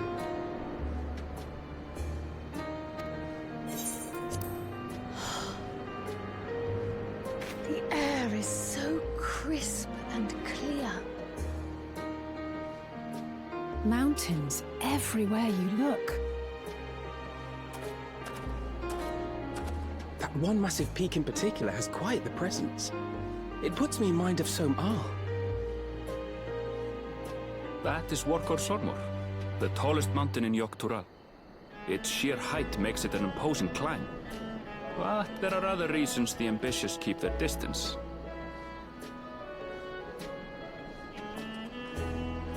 Oh? Do tell. Where to begin? Excuse me, but you're Wuk Lamat, are you not? I hadn't thought to encounter one of the Dawn's promise here of all places.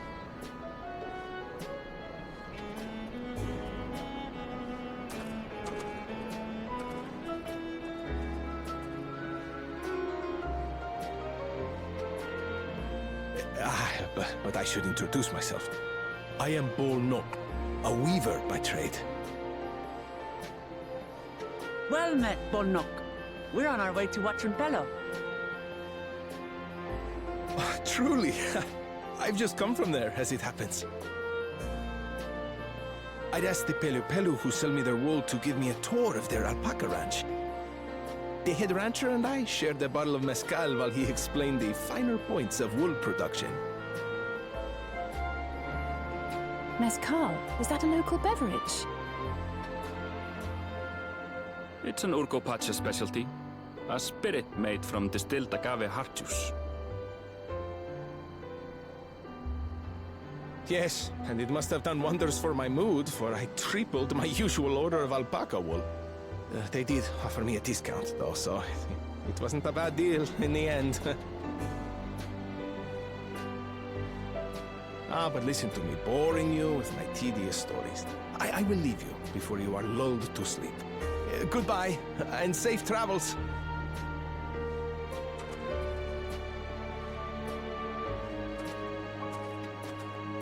Oh, silly me. I almost forgot to say the thing I actually wanted to say. Peace for Tural. I agree with your vision, Third Promise. You have my support in your bid for the throne.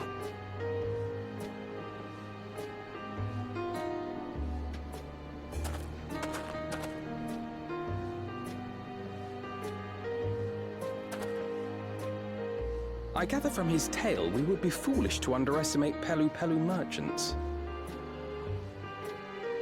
Yes, they do more than run the markets in Tuliyollal. Pelu Pelu peddlers can be found everywhere in Tural, traveling from place to place on their sturdy alpacas. They are effusive and engaging speakers, and many's the customer who's been talked into spending more than they bargained for. They won't find this customer so easily charmed.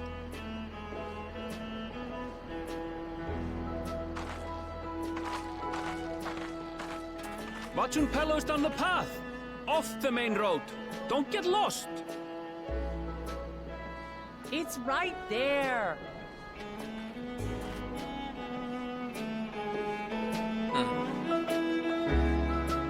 Like brother and sister.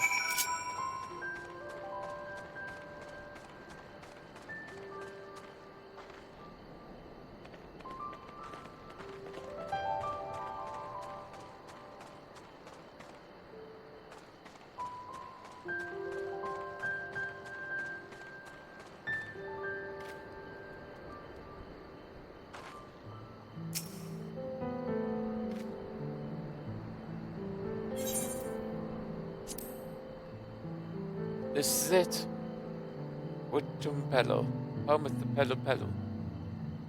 Wuklamat should have arrived before us.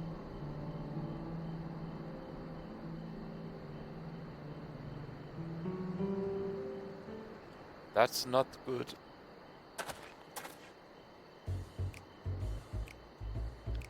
You've come all this way for the right of succession? Oh, this means I'm exchanging words with the future Dawn Servant. Please, the outcome is far from decided, but it's a possibility. How fortunate then that I'm doing cloaks woven from especially luxurious alpaca wool. Such a garment would look magnificent when draped over the soldiers of our budding ruler. And a nation's ruler should dress her best for her adoring people, yes? Finery for our finest lady. That's right. Come, fair promise. My well-stocked shelves are but a few steps away. Finest lady?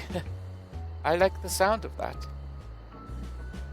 Alright, I suppose a quick look wouldn't hurt. Ahem. What did we just talk about? Erenville, when did you...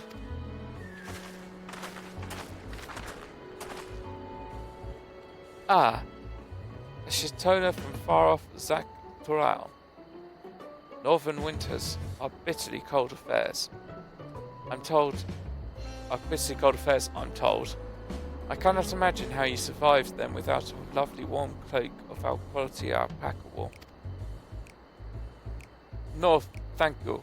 I'm not in need of new clothes at the moment, and neither is the third promise. Perhaps another time. Of course. My shop door is always open.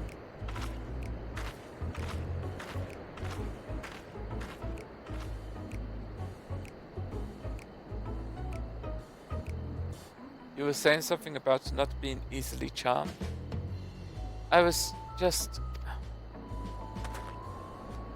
As I mentioned previously, the Pelu people live for bringing happiness through trade.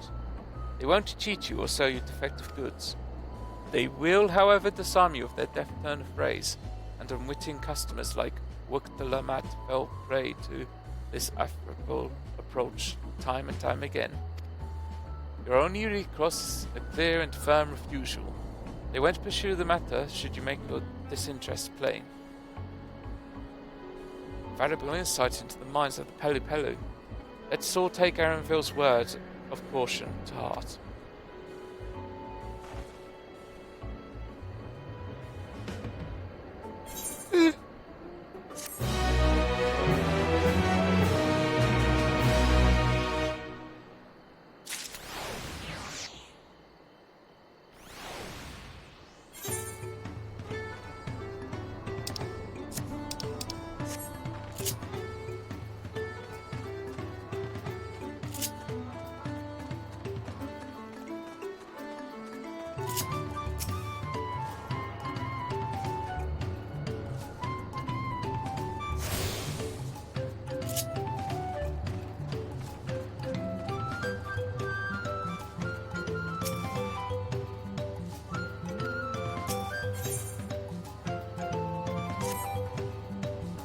Not my finest moment, I'll admit, but now that we're here, let's do what we came to do, find the Elector.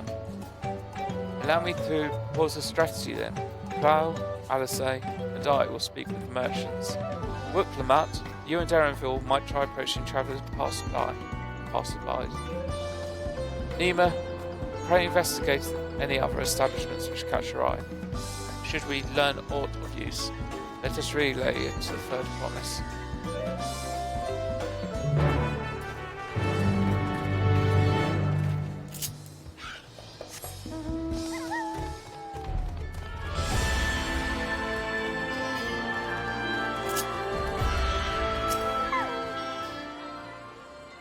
The Dawn Servant's Elector. Ah, I thought you were a new face in town. If the right succession, I take it. Me, I don't much care who sits near the throne so long as they keep Toral peaceful. People tend not to be in a good mood to relax and sip our excellent domestic ones. Arrows, spears start flying. You know what I mean. Speaking of which, would you like a cup? A joy is shared, so joy doubled, I say. Alright, yes, you were asking about the Elector business. Being but freshly returned from my trading route, I've heard that there's a contest afoot. Not much else. Our head ledger, Toby, could probably tell you more about it.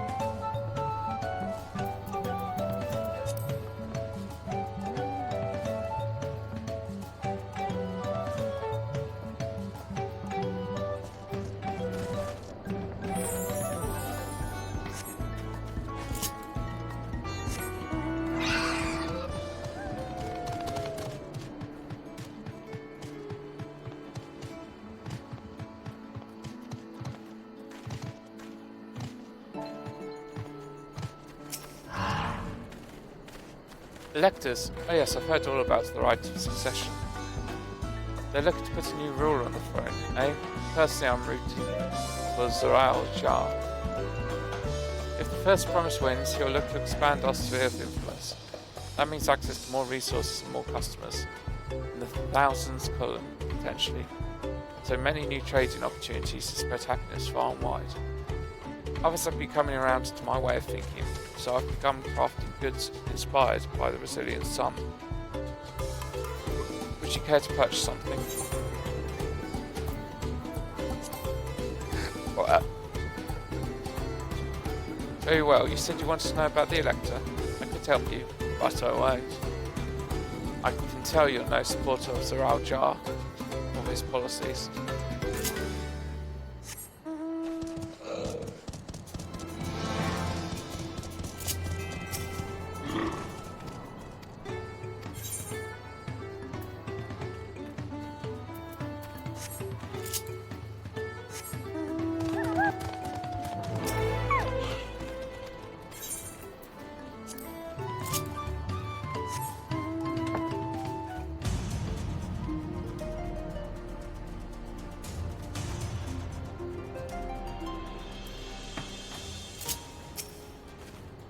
Hello there, I'm Mablin. Do you have a question for me? Sorry, I don't know about any electors. Just take a moment to see our prized alpacas before you leave me. Oh, but be sure to admire them from a respectable distance. Get too close, and our nervous darlings may be tempted to spit on you. That stuff stinks.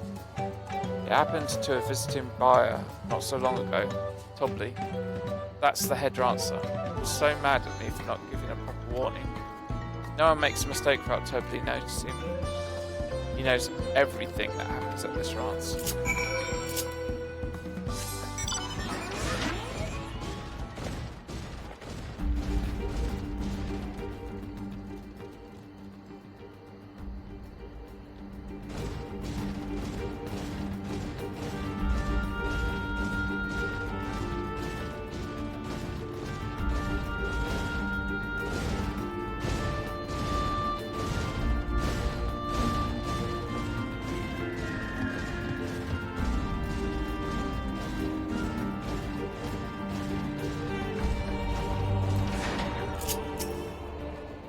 You really have to watch yourself around those silver-tongued peddlers. I was almost brought the bottle of Moscow and a stack of blankets. And then there was this enchanting ornament. Anyway, I did manage to learn that Tobley is a man to talk to about the contest. Now, if only they'd share where this head ledger of theirs is to be found. Really? He's also the head rancher? Well, the alpaca ranch is not far from here. I say we pay it a visit before the others return.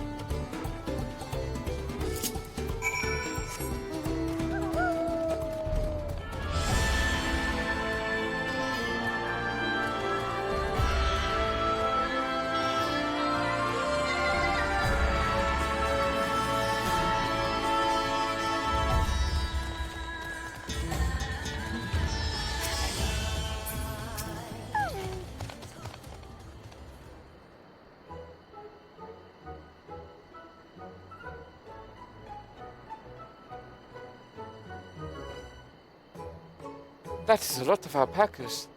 We still don't know the head ledger could be there somewhere. I can't let fear deter me. Not to say that I'm scared, of course.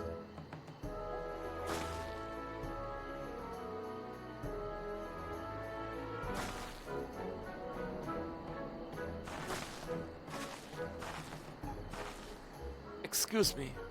It's one of those workers, Tobly. Tobly, ah yes, he likes to mingle with the ranch handlers and keep an eye on things. I can't tell you which one he is though. You can't? Is this part of the contest? All I can say is that Tobly often mentions his favourite pungent subject. He also can't resist a profitable trade, though who among us could? Am I right? Still, if you bring him a very good deal, he might let his identity slip. So it's like a game. Easy enough. All I have to do is offer Tobly a deal he can't ignore. No problem at all. Well, maybe one problem. I don't think my purse is deep enough to pay everyone we think might be Tobly. Let's ask some questions first to narrow the field down. Great. We can meet back here to share our impressions.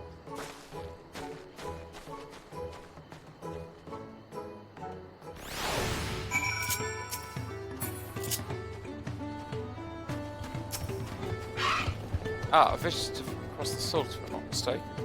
If you want the alpacas to spit on you if you startle them, I suggest you keep your movements slow and deliberate.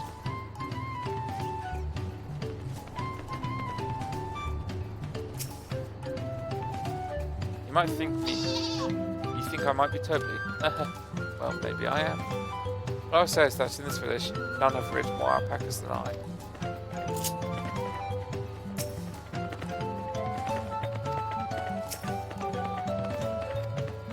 Says that to me. Excellent work with that promise. That's our entourage. Sart's instincts. Shall we commence the rite of succession then?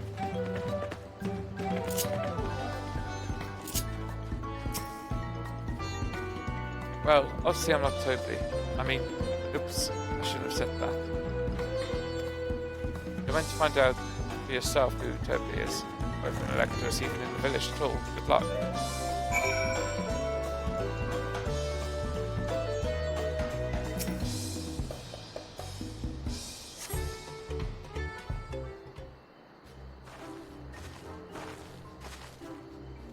I see we're both done with our interrogations. So, who do you think it is? I have my suspicions, but let's hear your pick.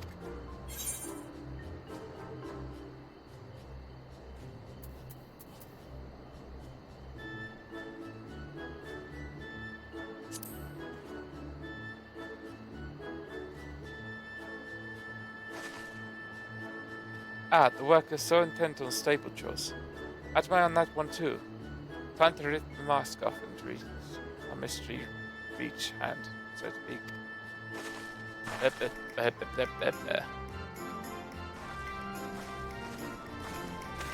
We know it's you, Tobly. To prove it, I propose a deal. A generous sum of coin for confirmation of your identity.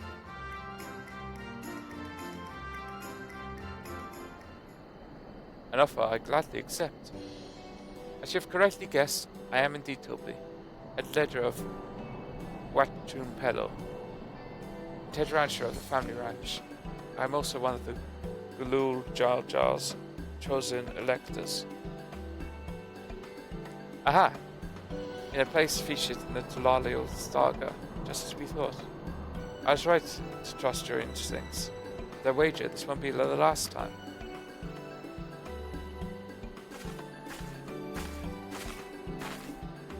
She found you out fair and square, Toby. And I'm glad she did. Would have been a pity had her bid ended here.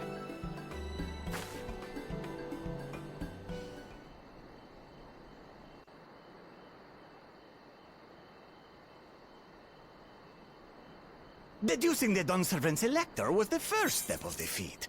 Too simple a task for this aspiring ruler, eh?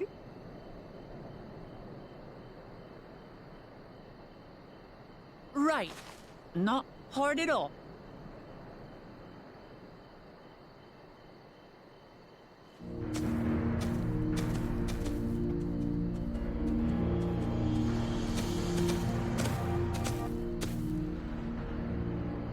Zorolja.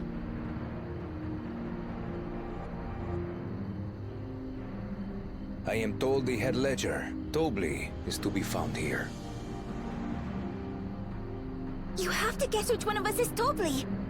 That's part of the test.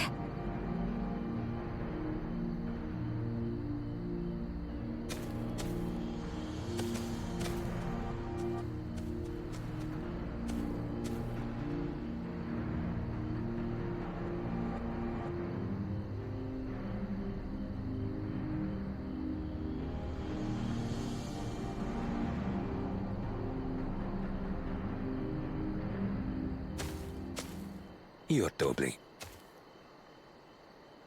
Without even asking a single question.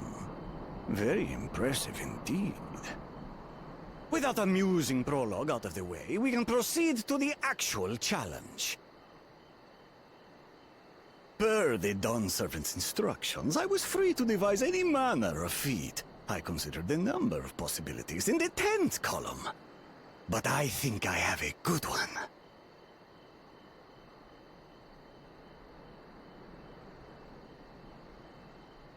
You must go forth and capture for me an alpaca.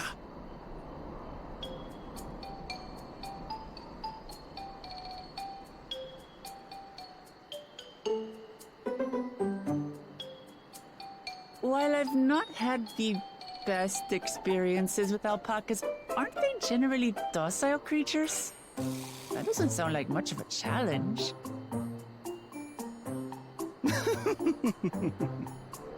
Bring out the example!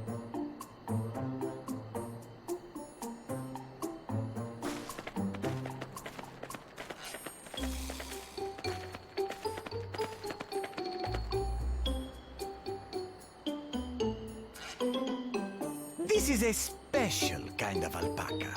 Would you please approach the animal, Third Promise? Who? Me? Well, it should stay calm if I stay calm, right? That's what Erinville said.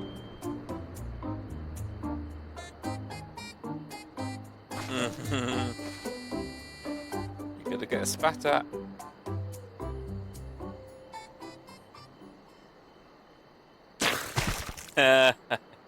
Ah! The little monster spat on me! Ah, oh, that stinks. I can't.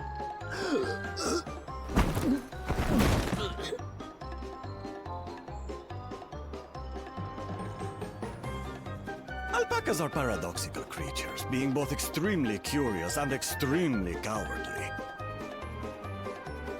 Press your luck when they're frightened, and you'll get a face full of spit, as you've all just witnessed.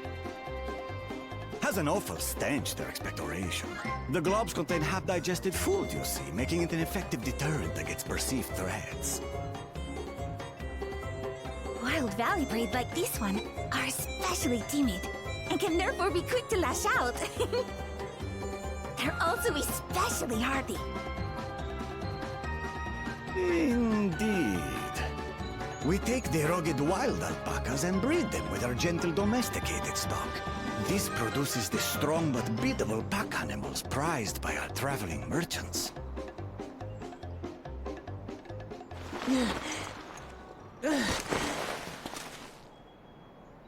That's all well and good, but did I need to bathe an alpaca spit for you to make your point? So, the task is to catch a wild alpaca. That is correct. But be warned that it is a feat easier said than done. I suggest you prepare well before you enter the valley where the creatures dwell. And by you, I mean the claimants only. Allies are not permitted to assist with the catching. The alpacas will help me judge which of you is worthy of receiving a keystone.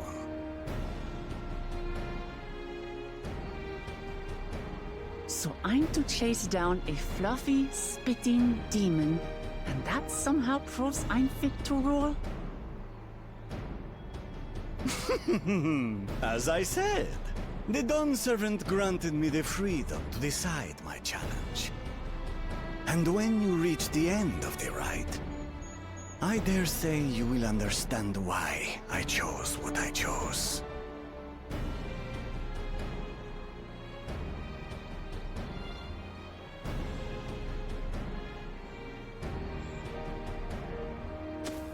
Very well. This won't take long. Wait! Didn't I warn you this was easier said than done? There are preparations to be made, factors to consider. A beast is a beast. All yield to strength.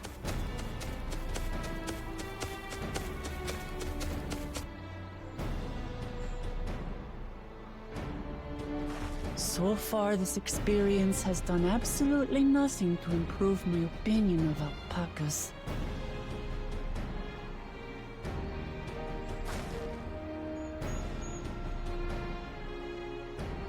But that doesn't mean I can't do this. Revolting spit aside, they're just another animal.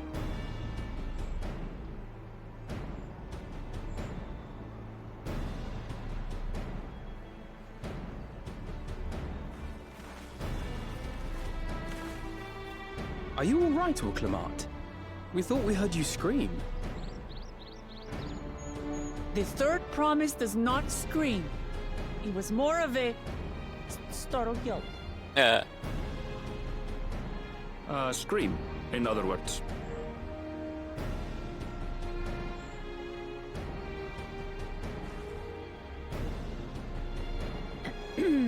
Did you find the Elector? Oh, we certainly did.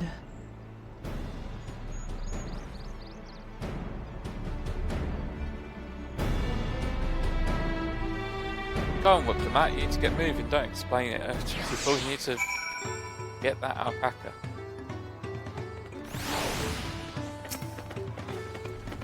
I had to go and wash that nasty stuff off my face. I think I got all of it. But would you mind taking a sniff of me just to make sure? The stench has ruined my sense of smell. Hey, I saw that book.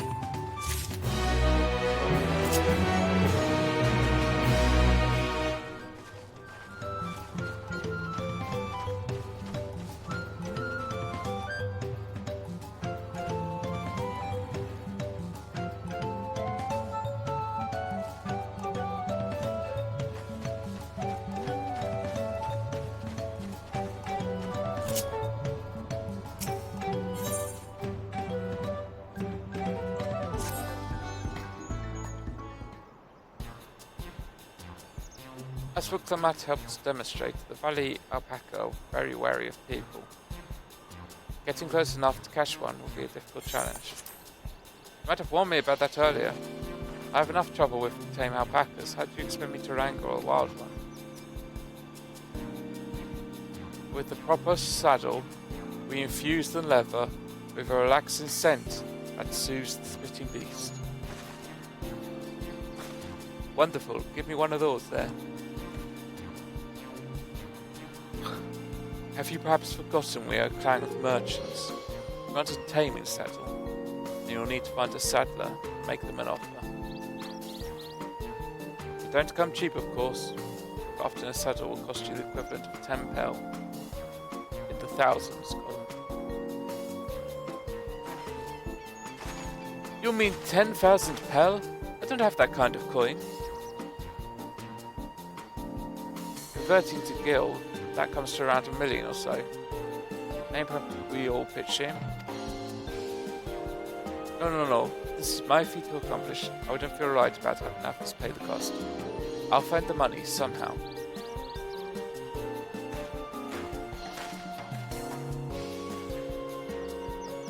In that case,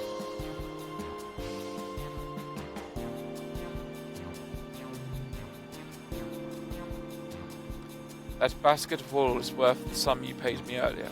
1 pel in the hunter's column. Beginning with the wool, you can trade for ever more valuable goods until you have something suitable to bargain with for the saddle. That's a nice gesture, but you think I can turn 100 pel into 1 million? That's 10,000 times more.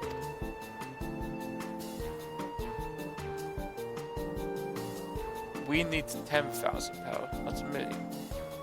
So we're looking at 100 times more. Oh right, I panicked and got confused with Alpha Node's million gil.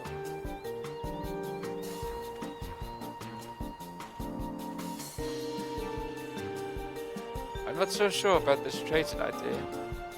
You almost talked into buying a cloak you didn't need mere moments after you arrived. But I just... I hate it when you're right.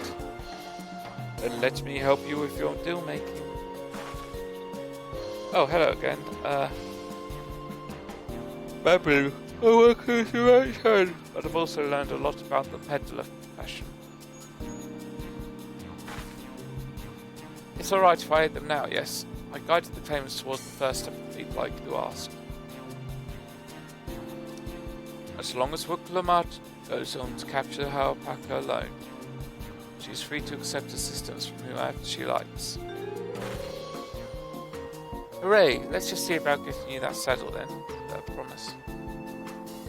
I don't know why you made the offer, but I could use an ally with a beak for bargains. Welcome aboard, Babylon. Should the rest of us stay behind, perhaps? It may be easier to haggle those prices without so many voices chiming in.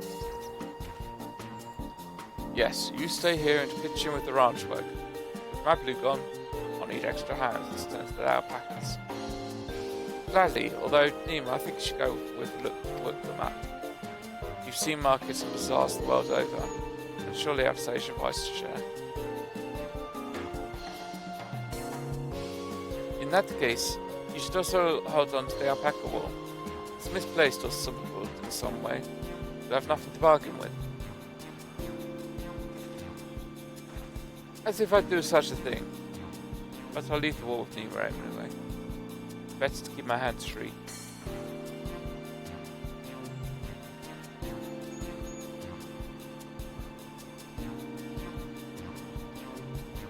To begin, I suggest we try trading wool with Pavel, the saddler. He won't agree to the deal, of course, but to give us an idea about how much he'll accept for his wares.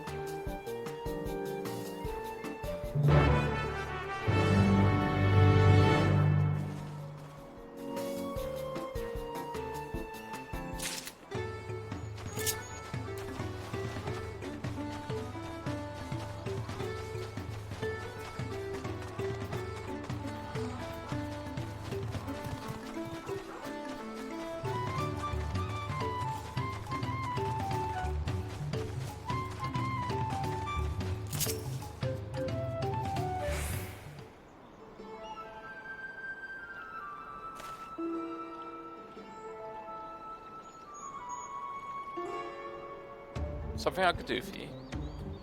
We've come to bargain. I need one of your special taming saddles to catch a wild alpaca. A saddle is it? And how will you be paying for it? With this basket of fine alpaca wool.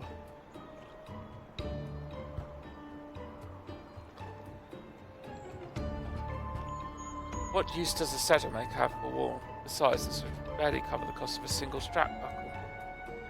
Offer me something I actually want.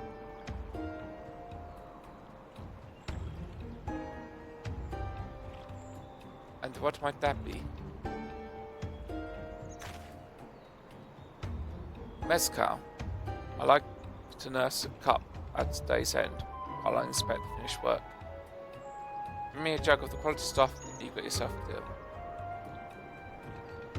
This bodes well for us, Fair Promise. Such mezcal can be had for only £5 in 1,000 column.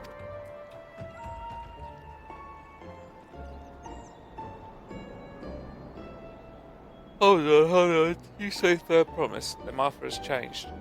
The saddle is going to cost you a jug of premium mezcal. Aged 3 years at least. 3 years? That stuff is valued at £10,000 or more. Why have you doubled the price? Because I must support the man of ambition. You'll see my business proper. The Rajah will go to war. His cavalry will need saddles, lots of saddles. It's nothing personal, Fair Promise, but I won't sell you my craft for anything less than my asking price.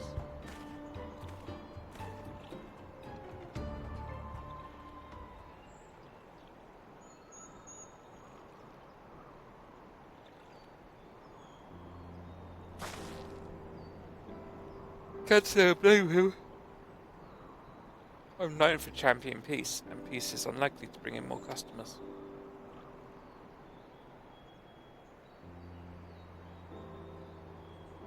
Those of our grandparents' generation remember the dark days when the clans were at war. Many of these Pelu pray for your victory. The younger ones, though, to them, strife and bloodshed are as children's stories. They think themselves safe from these horrors and take the peace we now enjoy for granted. Still, others are unsatisfied with the quiet prosperity and crave the future the Second Promise envisions. They become obsessed with their innovations, like the dirigibles that have made trade swift and easy. Then you have those like Howley, convinced that the First Promise's plans for conquest will afford them opportunities for great profit. What about you, Mablu? Aren't you the younger of the generation? At least a year or two younger than me, I'd say. Oh, I was raised on the old tales. I've memorised the accounts of what it was like when the Yokoi ruled the village. That's why I offered to help. I want you to become Dawn servant, keep our nation from going back to the way it was. Well then, I guess I'd better make sure I win the contest. But the type of mezcal the saddle maker wants is so very expensive. Weren't we expecting to need £10,000 from the outside? Nothing's changed. We just need to get on with it. I may not have a head for trade or the stomach for alpacas, but I won't give up with a piece of Tululau on the line. Tululia. And neither will we. We will make you Dawn servant. Aiming for that £10,000 jug right away will only bring us failure, frustration, so let's strive for exchanging the wool for anything even a touch more valuable. The trick is to find someone who needs alpaca wool and is willing to trade at a loss to acquire it. Someone who supports your bid for the throne, for instance.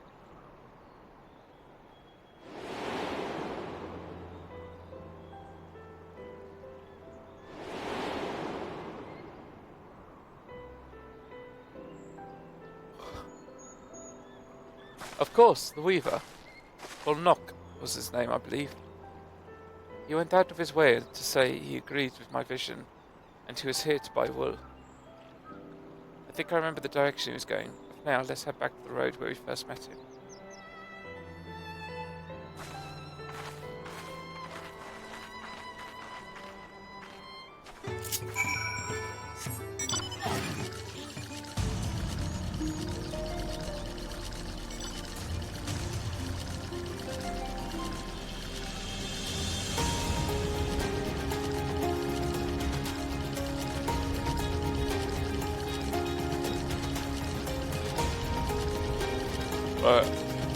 I'm getting tired, so I'm going to leave it there for the moment. Stop.